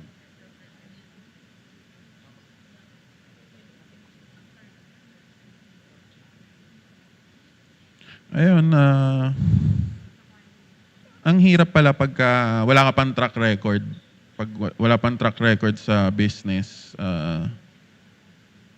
kahit yung mga lessor, walang tiwala sa'yo kung magsusurvive ka ba or kaya hindi mo na nila binibigay. Ayun, luckily, napatunayan naman namin yung sarili namin sa malls. Kaya na-offeran din kami ng mga ibang locations.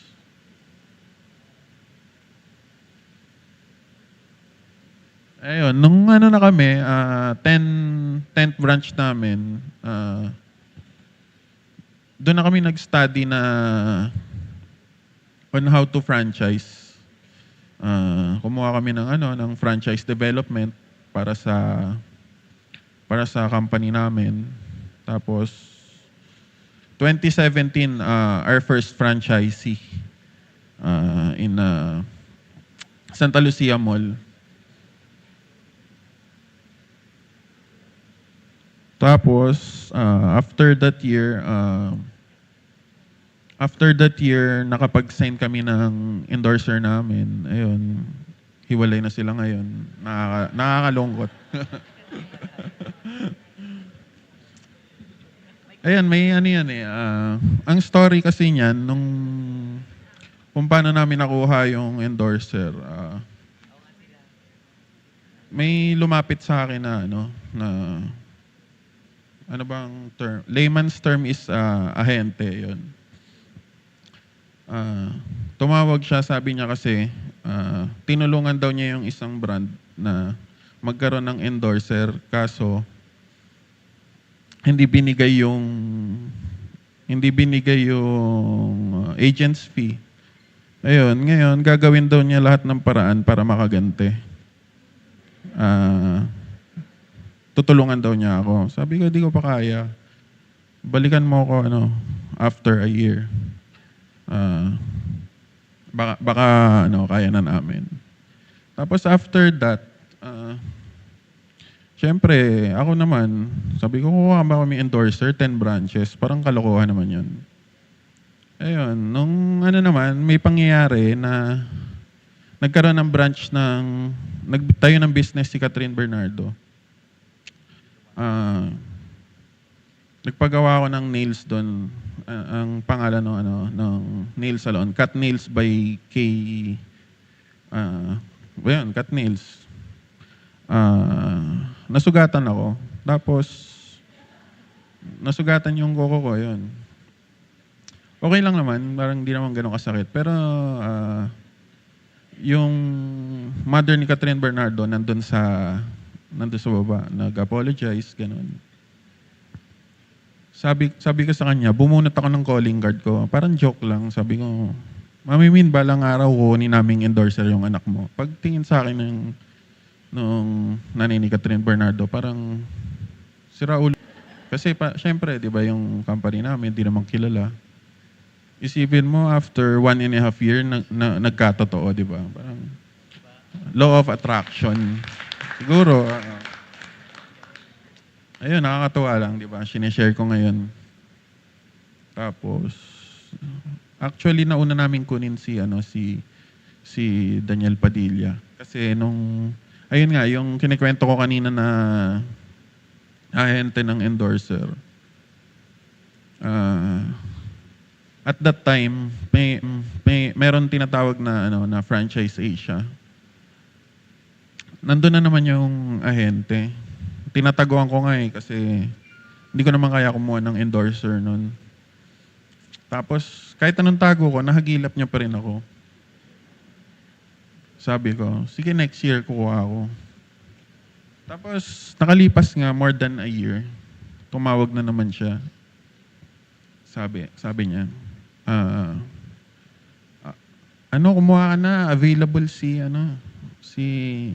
Dingdong Dantes, sabi niya. Kaya ako naman, sabi ko, sikat na yun, okay yun. Yung manager, gusto niya, bago namin harapin, magbigay daw muna ng 5 million. Parang, syempre, na-turn off ako. Parang, hindi na natuloy. Parang sabi ko sa sarili ko, sige, hindi siguro namin destiny na magkaroon ng endorser. Siguro yun, 80 branches na kami nun. Tapos, after 3 days, tumawag siya. Pwede na si Daniel Padilla kasi expired na siya sa KFC, 3 days. Kunin na natin, baka wala na tayong makuha ang ibang sikat. Sabi ko, narinig ko, Daniel Padilla, sikat ka na. Sige, go tayo. Go tayo kahit ipangutang ko, kunin ko yan kasi hindi na natin makukuha yung ganong klaseng opportunity. Ayun, nung nakuha namin siya, the day itself, pagka-post namin, nagkaroon kaagad kami ng kinabukasan 20 franchisee kaagad yung nag-sign sa amin. Tapos ayun, after a year, nakapagbuo na kami ng 350 branches. Kaya, ayun, kahit naghiwalay sila, sulit naman sila.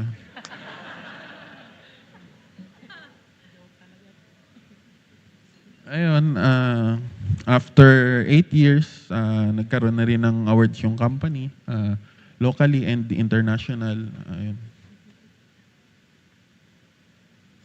And now, almost, na kami, pa 800 branches na kami this December. Ayun.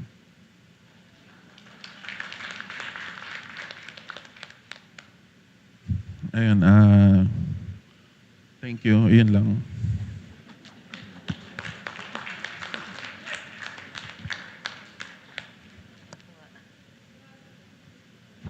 Isa pa nga ho, palakpakan ulit natin si Walter Uzi Buenavista ng Shawarma Shack Food Corporation. So isa siya sa mga very, very few companies na nagsimula as very small, a micro business, which grew into a corporation. 800 branches. Parang gusto ko na nga mag-franchise ng Shawarma Shack ngayon eh. So, sir, may we invite you to sit down and share more of your experiences in our fireside chat with our Manila Times editor, Dafort Villaseran. Dafort, The floor is yours. Okay, so I assure you, nakikinig naman, tulad ng lahat nakikinig sa ako sa mga pinagsasabi mo. Pero kailangan ko talagang matanong to, no? Ano yung kinalaman ng buy one take one promo nyo sa paghihiwalay ni Kathniel? Actually, wala naman. Pero sana nga, parang hindi sila naghiwalay kasi nasubaybayan namin yung no, 6 years na kasi kami sa kanila. Bata pa sila noon. Ayun.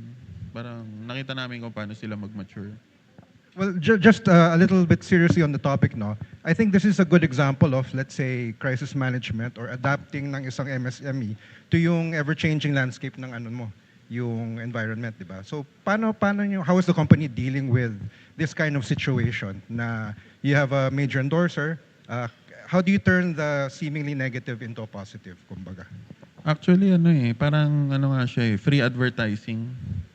Kasi yung mga netizens, they're posting about our commercials. Ayun, nire-repost nila ng nire-repost, sobrang dami. Actually, may mga memes, di ba, kung napapansin mo na kahit paano, it adds to the exposure of the company. Yes.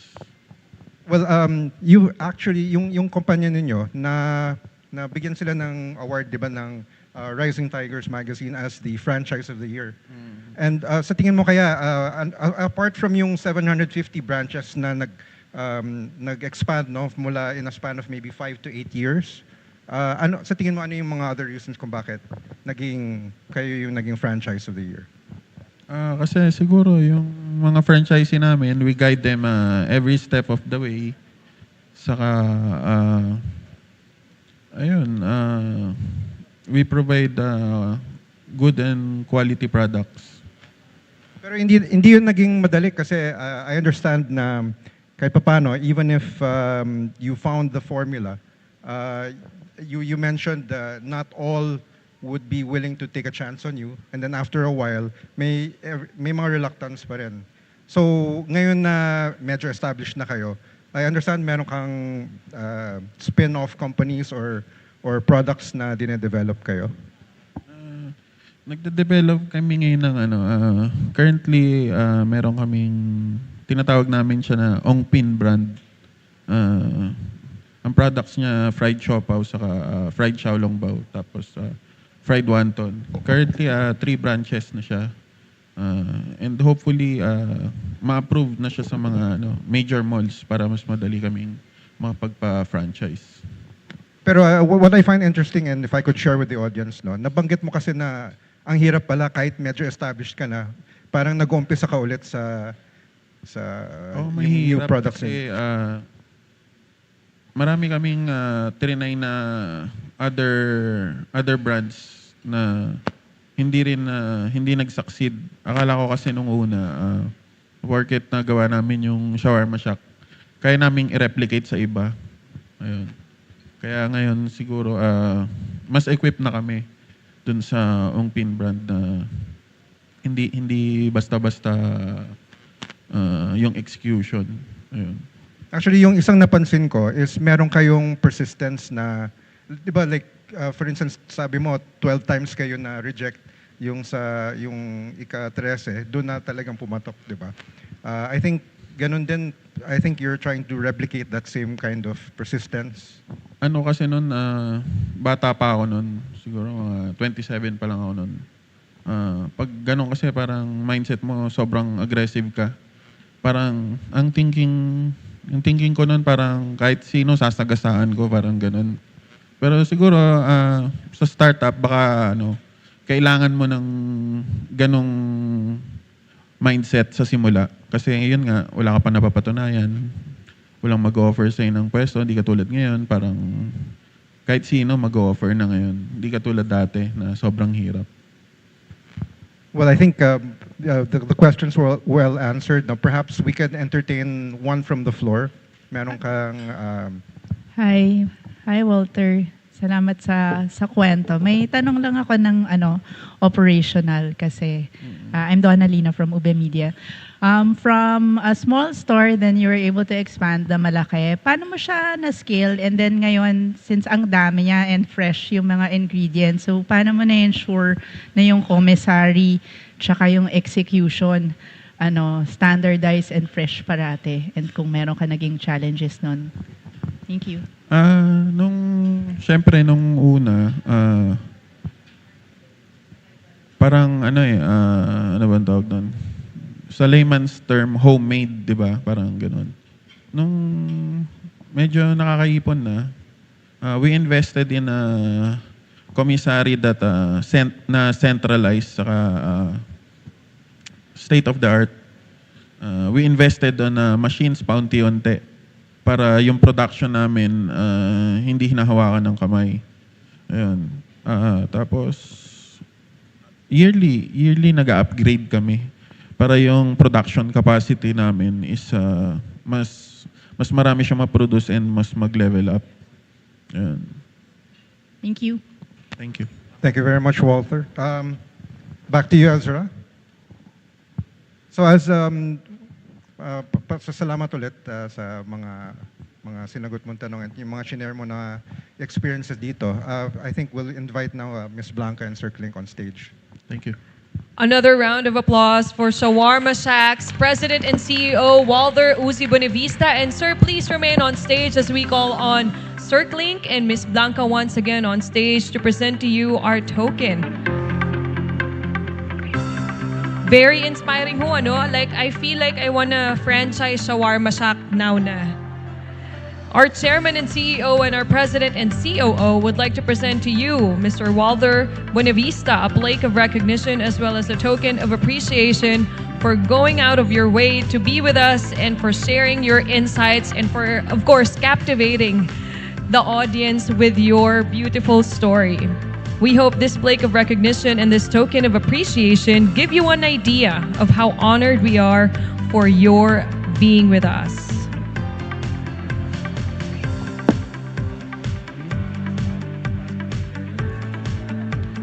Very inspiring. So can I just get in the audience who here is thinking of franchising? Can I get some hands? Okay, 1, 2, 3, 4. Ayan, at least 4 in the audience were inspired by Sir Walter's story. All right, moving on. Our fourth and final speaker is a beautypreneur and a woman leader who built 2 of the country's leading providers of dermo-cosmetics and aesthetics services. She tapped into the market of anti-aging in the Philippines by utilizing her love for beauty to establish companies with dynamic and forward-thinking teams fueled by positive cultural development. Ladies and gentlemen, it is my pleasure to introduce to you the CEO of DMark Beauty Corporation and Derm Asia Corporation, Nikki Tang.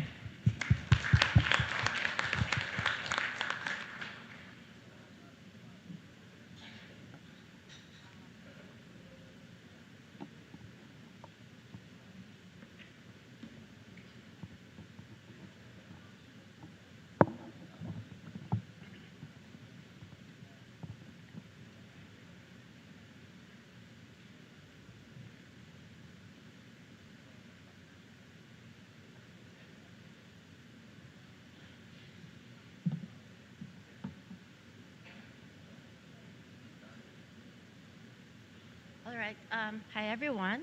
Thank you, Blanca Mercado and the Manila Times for inviting me to speak this afternoon at the Micro Enterprise Forum 2023, a platform I deeply appreciate and respect for championing the advancement of MSMEs and startups.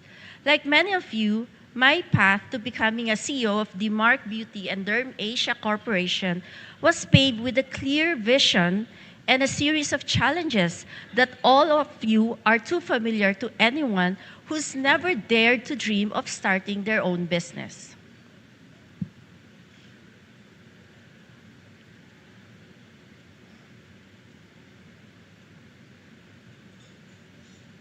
Okay, Ian, maybe you can just do for me. All right.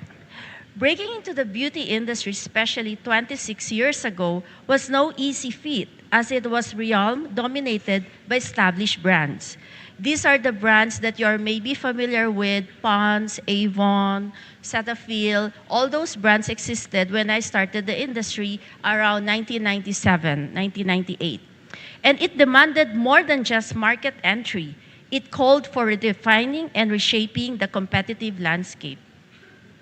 When I,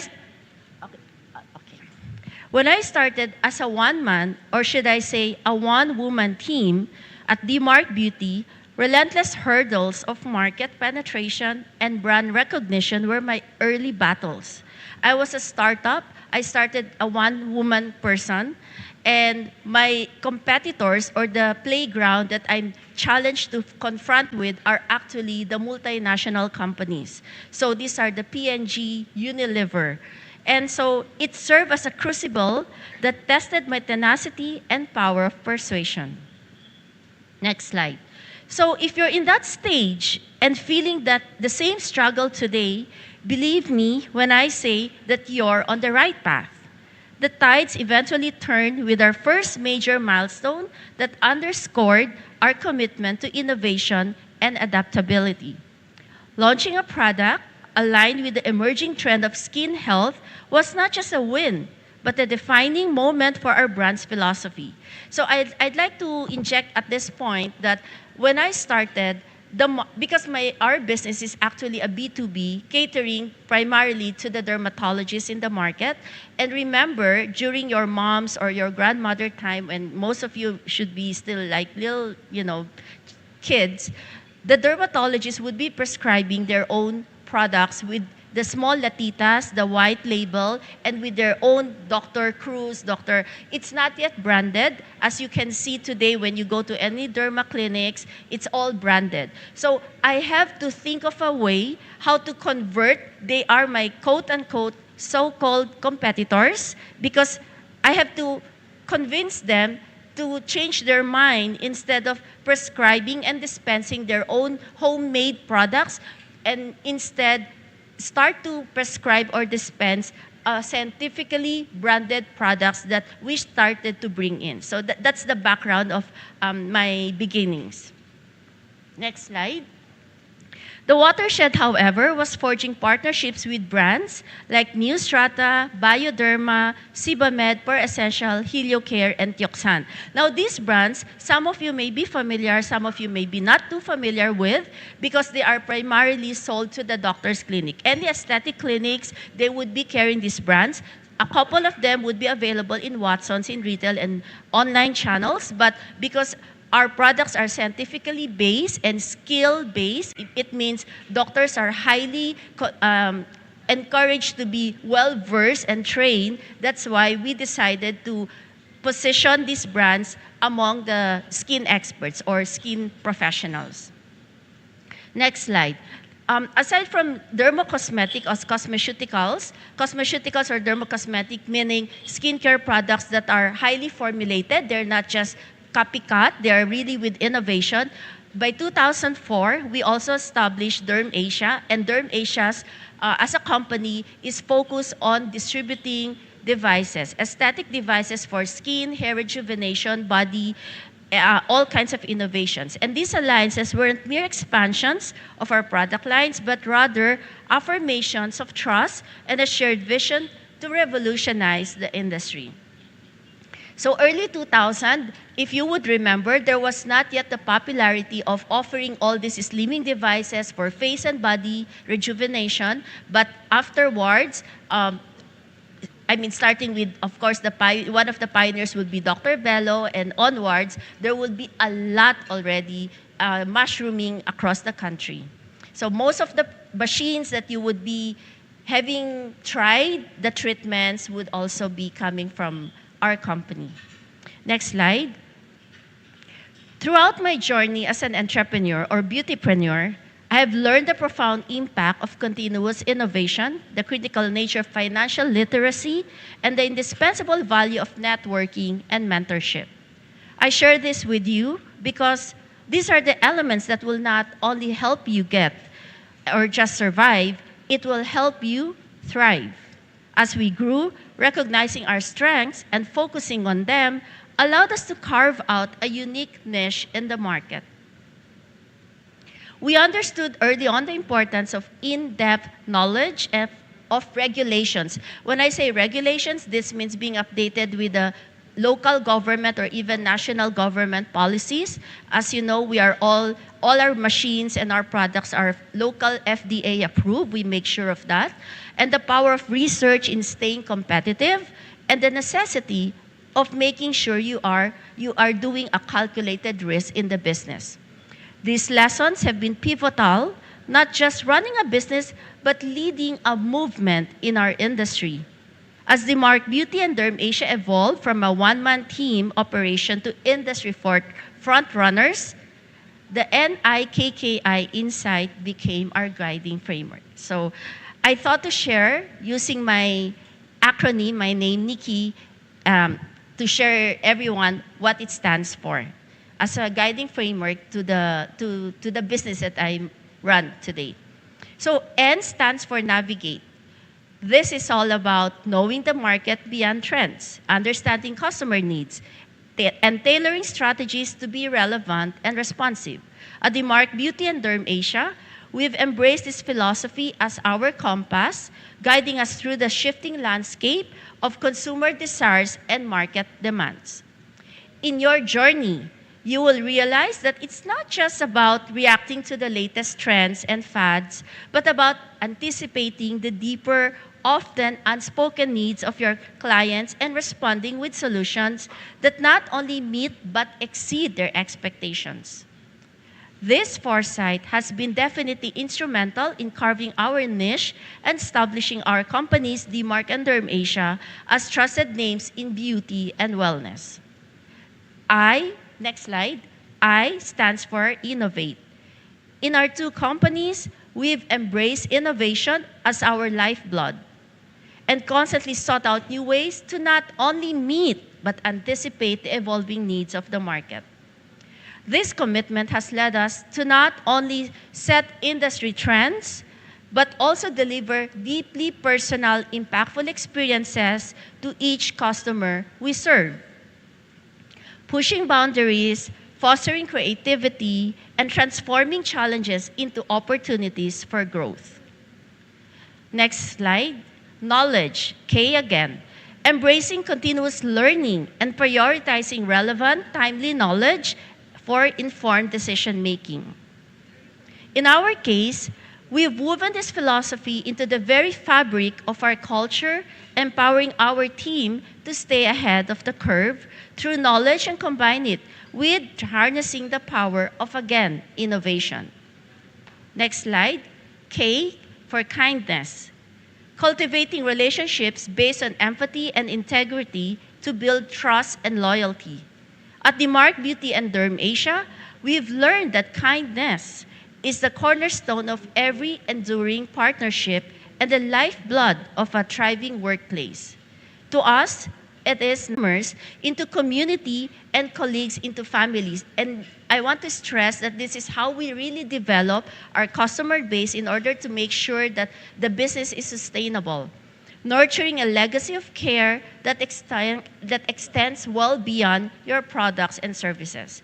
So it's all about deep connections and support with your partners who are your clients, your customers, but today are your partners. And the last I, impact. Striving to make a meaningful contribution to both the community and the industry beyond profitability. Our impact is not a byproduct of success, but the very goal that drives us.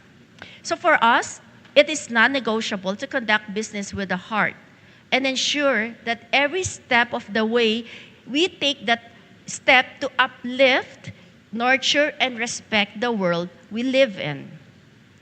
And reflecting on DeMark and Derm Asia's growth, we have lived through the 5 stages of small business growth. Next slide.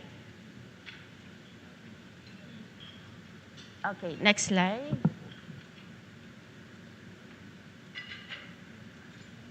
All right. So the first stage, there are just 5, okay?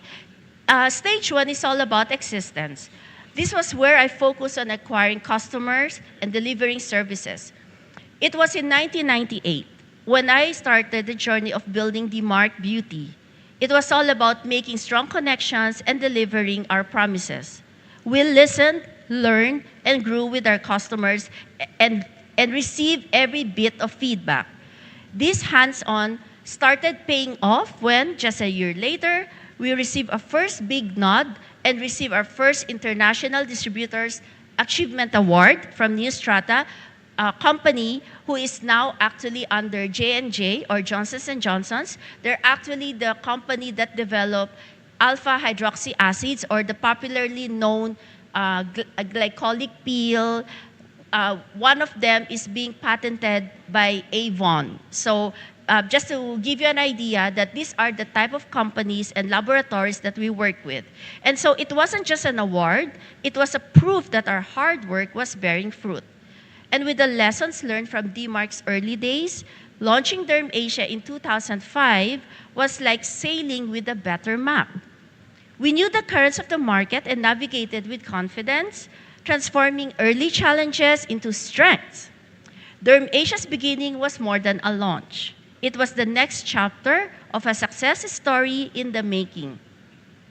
So after we see the opportunity, the market demand, where skincare products are becoming very impactful to the market, we decided it's not just all about topical skincare, but the integration of using treatments by doctors to offering better procedure outcome benefits to their patients. That's where the lasers, the radio frequencies, the IPL started to come in. So it becomes a holistic approach to anti-aging and aesthetic beautification. Next slide. Stage 2 is survival. Well, now what is survival about? It is establishing viability and brand presence. Survival was a pivotal chapter in DMARC Beauty and Derm Asia's story. Each decision that was aimed at optimizing operations and honing our value proposition was again pivotal to our long-term endurance. This was when we proved that our brands were not just fleeting entries in the market, but ones poised for lasting growth and success. So they become a cornerstone in every clinic. Each patient that comes to the clinic, doctors, we would be the top of mind of our partners, who are the doctors that would offer the best technologies that provide the treatment for their patients. While the struggle was real, because our products are not cheap, so they're on the premium level. Not every doctors would be ready to invest on machines, on expensive machines, and even skincare, or patients would be willing to pay for premium skincare products. But we saw this phase as an opportunity rather than obstacle, which a lot of you here, we always face a day-to-day obstacle in every achievement that we want to succeed. We always, there will always be barriers, but it's important to know how do we overcome these barriers. So stage 3, it stands for success. Solidifying our market position and contemplating expansion. In DMARC Beauty and Derm Asia's journey, success did not just come knocking. It was earned through strategic vision and resilience. As an entrepreneur, it is very, very important that you immediately adopt a mindset that is very strategic and not just tactical. Now, there are two different things, being tactical and strategic. Tactical is just a short-term approach in order, like a step, in order for you, it will help for you to reach your vision. But strategy is the bigger picture that defines your action plans, your roadmap, and at the same time differentiate yourself, your business, among the competitive environment. By 2008, we were not only surviving, but thankfully, we were also flourishing. Partnerships with innovations, like we deal with a lot of Israel companies because, as you may know, Israel is very strong in technology and innovation. So not only in the military side, but also in the health side, in the telecom side. So we deal a lot with this, with Israel companies, with European companies such as from Germany. And you can also see that German companies are very credible and reliable in precision, in accuracy, which is also very important in our kind of business because we deal with humans, we deal with skin, with health, right? So, and fortunately, along this journey, we start receiving recognitions for excellence as we understood their commitment to leading the aesthetic market in the Philippines. The launch of advanced non-invasive laser slimming technologies such as iLipo was a milestone for us. Showcasing her dedication to the state-of-art solutions, every award and partnership was a stepping stone to deliberate, value-driven growth, cementing our reputation for quality and innovation. Stage 4, next slide, please. Now we are on the verge of takeoff. What happened? So we started investing in growth and scaling up our operations. This stage is where you choose to invest boldly, but again, calculated risk in your growth and scale your operations. In our case, during the takeoff stage, we boldly invested in DMARC's beauty expansion and strategically enhanced our operations to cater to our growing client base. It didn't take long with our dedication. We were recognized with prestigious awards again for sales excellence and operational proficiency in the latter part of around 16 to 2020, fueling our ascent in the beauty and aesthetic sector. The subsequent year marked a milestone as we established pivotal partnerships with the international brands, further solidifying Derm Asia's position in the market. What have we achieved? What have been a testament to where we have achieved? Different chamber commerce, from different chamber of commerce rather, we would, without our request, we would be in their short list. So with Korea, with European Chamber, with American Chamber, all these different countries, we would always be receiving requests to meet for business matching. They would like to come to the Philippine market and penetrate the Philippine market, and they would like to understand what are the opportunities and the potential of their brands or products for the Philippines, and they would set up or request a meeting to meet with us. So I think that is also a testament of how we have been influencing and leading the market trend. These strategic moves were not merely about expansion, but about reinforcing our serious commitment to quality and integrity as we step into a wider arena. The last but not the least, stage 5. Next slide. That is all about resource maturity. Maintaining resources and a corporate culture for future endeavors. Whatever we do, we should have a purpose in order that we feel fulfilled in whatever, because it's not, at the end of the day, it's not all about money making, right? It's all about making a difference and being able to offer a value to what we do to the world. So resource maturity is a stage characterized by the robust maintenance of resources and a thriving corporate culture that fuels your company's future endeavors. Again, by 2018, DMARC Beauty and Derm Asia celebrated milestone that epitomized our resource maturity. We earned Top Sales in Asia and Scientific Initiatives Award. This affirmed our dedication to innovation and research. In 2020, the Philippine Dermatological Society's Appreciation Award honored our impactful community contributions. Advancing into 2022, we fortified alliances with elite institutions.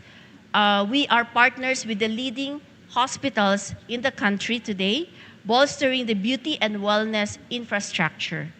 Rooted in innovation and integrity, we're steering our companies toward a thriving future, nurturing a corporate culture that's our compass for continued growth and new ventures. Next slide. When I started the business 26 years ago, I always kept this simple philosophy, which I also want to share to everyone, with everyone in this room. At the Mark Beauty and Derm Asia, we started small, really small. I'm just really a one-man person, maybe one assistant on the side. But I had a very big dream. And I chose my path to start very focused. And I think that's very, very important to remember. I chose the path to do a B2B business before I get into the B2C, because B2C is a totally different ball game. It requires bigger investment as well, okay? And so with my decision, and also embracing eventually the digital transformation when the times called for it. Fortunately, during when I started, digital transformation was not yet the main thing to do business, okay? So it may not require big investment and like the digital skills, so I was able to first harness where I'm good at. The community we built, our team and our customers who became our partners, has built the heartbeat of our business, ensuring sustainability through a commitment to innovation and value. Our story is a testament to the power of resilience and the spirit of continuous learning, adapting not just to survive, but to lead and redefine our history. You will see here two ponds, okay? Because it doesn't matter if you're the big fish in a small pond or the small fish in a big pond. For me, when I was competing and wanting to succeed, I saw that how can I be a player, a significant player in the market that I chose. But I'm a very small company at the time, and my competitors are really players that have been in the industry for 10 years, you know, and with all the budget and the resources. So I decided, and then I see slowly my growth, the growth of the business. And so I told myself, one thing that kept me focused is, it's not about the big fish or the small, whether you're the big fish or the small fish, it doesn't really matter. In my case, what helped me push forward is because the ability to be agile. Because even if you're the big fish in a small pond and you're the small fish in the big pond, sometimes who is the fish that swims fastest in the water will win the game. So that's how I played my story here. And that's the reason why I wanted to share about the big fish and the small fish in the pond. So don't be intimidated if your competitor are bigger than you today, because they might be swimming in a very saturated market. So why don't you look into, yes, you are the small fish, but if you're the most agile in the market today, again, with a calculated risk in mind, it is you're just in the beginning of your success. You're not too late to be big one day as well, okay? But then again, it doesn't mean one is better than the other, okay? You just have to be very flexible to know what kind of environment you are playing. So it's about being fast in adapting, in navigating through the currents of change. Today, we really realize the importance of digital transformation. So again, regardless if you are the big fish but you don't have that digital skills, then you will be left behind. But if you're the small fish and you've acquired the importance of digital skills and you appreciate that, then that small fish will be the big fish one day. My journey with the Mark Beauty and Derm Asia proves that with adapting quickly, you can carve your path, grow your community, and sustain innovation. Your size is irrelevant when your pace sets the trend and your vision leads the way. And hopefully, the NIKKI blueprint will be your compass to navigate this journey just as it has been for DMARC and Derm Asia. And with determination and the right tools, I think we can go to the next slide. There is no doubt that you can achieve unprecedented heights. Here's to your success and the vibrant future of our entrepreneurial community. May we continue to empower each other and thrive together in a community where innovation and success are not just goals, but a shared reality. Thank you.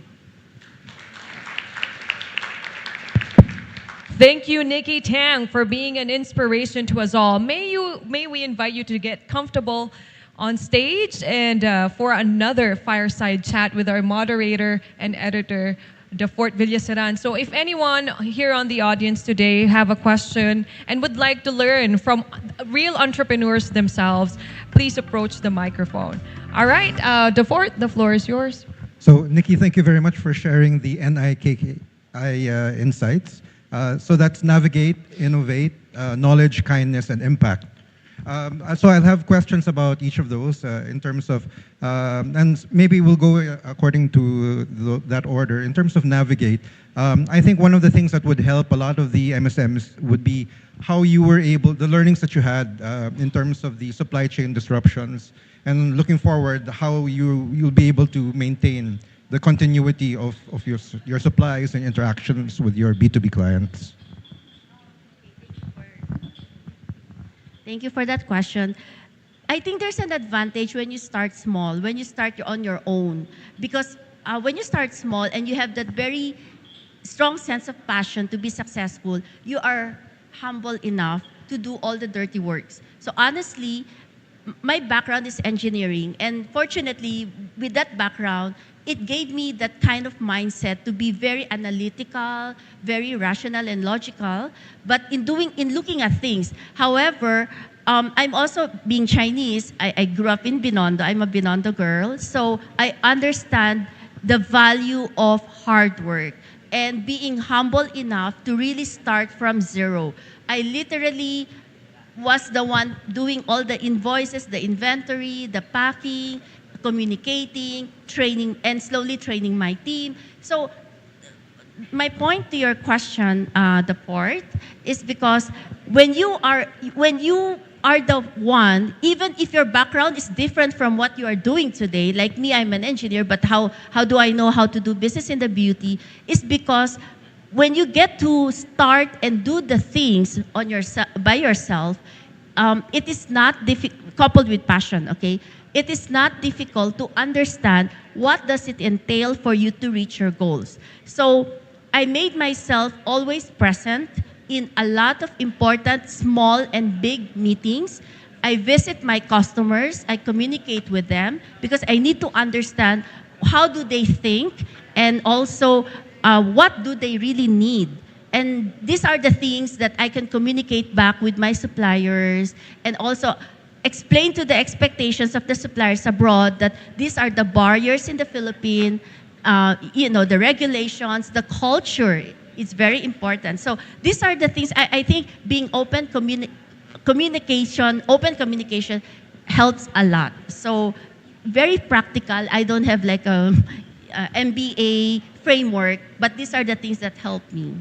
Yes, I think that very much is one of the things that connects what you to your ultimate B2B clients. We would like to accommodate one question from the floor in the meantime. Hi, good afternoon, everyone. My name is Nika from Ube Media. So, as mentioned, Miss Nikki Tang, your business is more on B2B, right?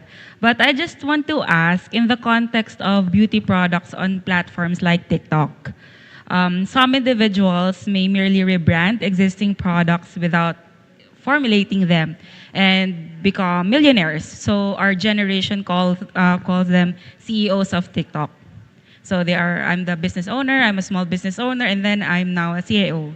So how do you think this trend impacts consumer trust, and what strategies can you give advices to MSMEs to adopt to ensure transparency and authenticity in their products? For your question, my opinion to your question is, that's the reason, if you would, again, as I mentioned in my earlier talk, some of you may be familiar with our brand, some of you may be not. However, we thrive in this industry for 26 years, and not only thrive, we managed to sustain our leadership in the industry because in business, trust is super important. Trust is not just about contract, but it's really about can you help your potential client to be successful. And we've proven that with the products. Not, of course, there are so many layers, but we've proven that largely with the kind of products and technologies that we brought in, because it really has helped their patients, in this case, the doctors. Okay. I think your question has different segments. Okay. So I think one of your questions is all about the CEOs that become big using other brands, right? I don't want to comment to that because that's not the game I play with, okay? But I don't think there's anything wrong if they like, if that's their path, and that's the kind of consumer that responds, the consumer responds to that, okay? But my point here is, in my experience, that's why so many companies and people are telling us, Nikki, why don't you open your own center? I mean, we could easily open our own, another Nikki Beautification Center, right? But until today, we decide not, because we don't want to interfere and compete with our long-standing clients who are all the centers in the country. We also don't have our own beauty store, but we are all over Watson's, Beauty Bar, PCX, and even Landers. We are there, okay? Because we want to focus on this distribution channel, and because sometimes if you open one store, you also have to be very strategic about it. But if you partner with the right partner, like in this case, Watson's, the chain, okay? Local brands, you can develop your own local brand and put it in Watson's.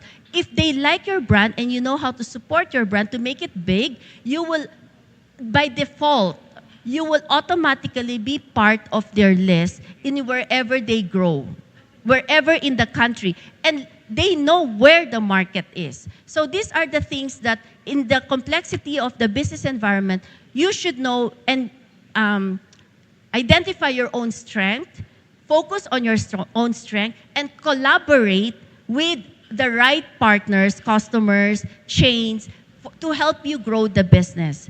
I think there was another question that she was asking. Okay. Also, it's important, that's why we want doctors to recommend our products. Because if you just use any products based on TikTok, on Instagram Reels and all, maybe it's not that the product is not good or bad or good or bad, you know. Maybe it's not because your skin is not properly diagnosed. And then you use this product just because ang galing, ang ganda no. But apparently, it's not the right product for your skin. So sira. Sira yung brand, sira yung skin mo, di ba? That's why in the middle of all of this, it's very, very important that we consult the skin expert. So the cycle, the positioning here is we provide technologies, innovation, because we know. Doctors do not, but doctors are intelligent because they studied all about the skin anatomy. So they are the right ones to recommend to the patient, okay, because of this skin condition, you use this product. That's the right way to do it. Yeah. Not Thank just you very because much. campaign ng TikTok or any influencers out there. Yeah. Thank you very much, ma'am. Okay, so I guess the last question would be, it kind of dovetails with that, the idea of trust. I think if you could just share with us, to cap things off, on how you were able to convert the supposed competitors, the doctors, coming up with their own concoctions, you were able to turn them into clients. I think this would be very helpful to a lot of MSMEs in their individual sectors or industries. That's a very humbling experience. You know, when you deal with doctors, para silang God, right? Kung ano sinabi nila, yun na yun, kung ano. So, we did a lot of homework, hard work as well. May iba-iba ang kiliti ng doctors, okay? Some doctors, it's all about journals, science. Gusto nila, hindi, i-prove mo sa akin na talagang maganda yan, mas magaling yan. So we have to make sure that we are able to prove that, which we did, okay? And then, it doesn't end there. Some of them would like, support mo marketing, training, and everything, knowledge. So we make sure na we are also equipped to be able to do that because continuity yan eh. That's part of business continuity. And when you do business, ang iisipin nyo lagi, hindi lang siya, uy, nakakota tayo today and that's it. But what's next, di ba? Dapat yung nakakota kayo today is, di ba there's a saying na the artist is only as good as the last concert. Because in the last album, di ba may ganon? Yung, okay, naka-platinum siya, pero yun na ba yun? Or the artist has to outbeat that the You last have to keep on platinum? raising the bar, Yung yes. ganon. So ganon din. Sa doctors, we have to give the confidence na, hey, we are the right partners because we bring in the right technologies that would help our patients. We provided a lot of samples because only samples, testimony, could really prove that the products work for their skin. And so all these different kinds of support and actions and efforts and initiatives eventually help convince the doctors. But more so, we chose the right brands. Yung mga brands that we represent, just to give a context, are actually the so-called BMW, Mercedes of the skincare industry. So meaning, kahit na ayawin nila dito sa Philippines, but when they travel abroad or when they talk peer-to-peer with their colleagues abroad, the doctor-to-doctor, yun din ang pinag-uusapan. So para hindi sila mahuli sa market, like it or not, they have to also join the bandwagon in offering these products because eventually the patient will ask from them, Doctor, I read about this product A, like Neostrata. Do you have it? If the doctor does not have it, what will happen? The patient will go to the next clinic.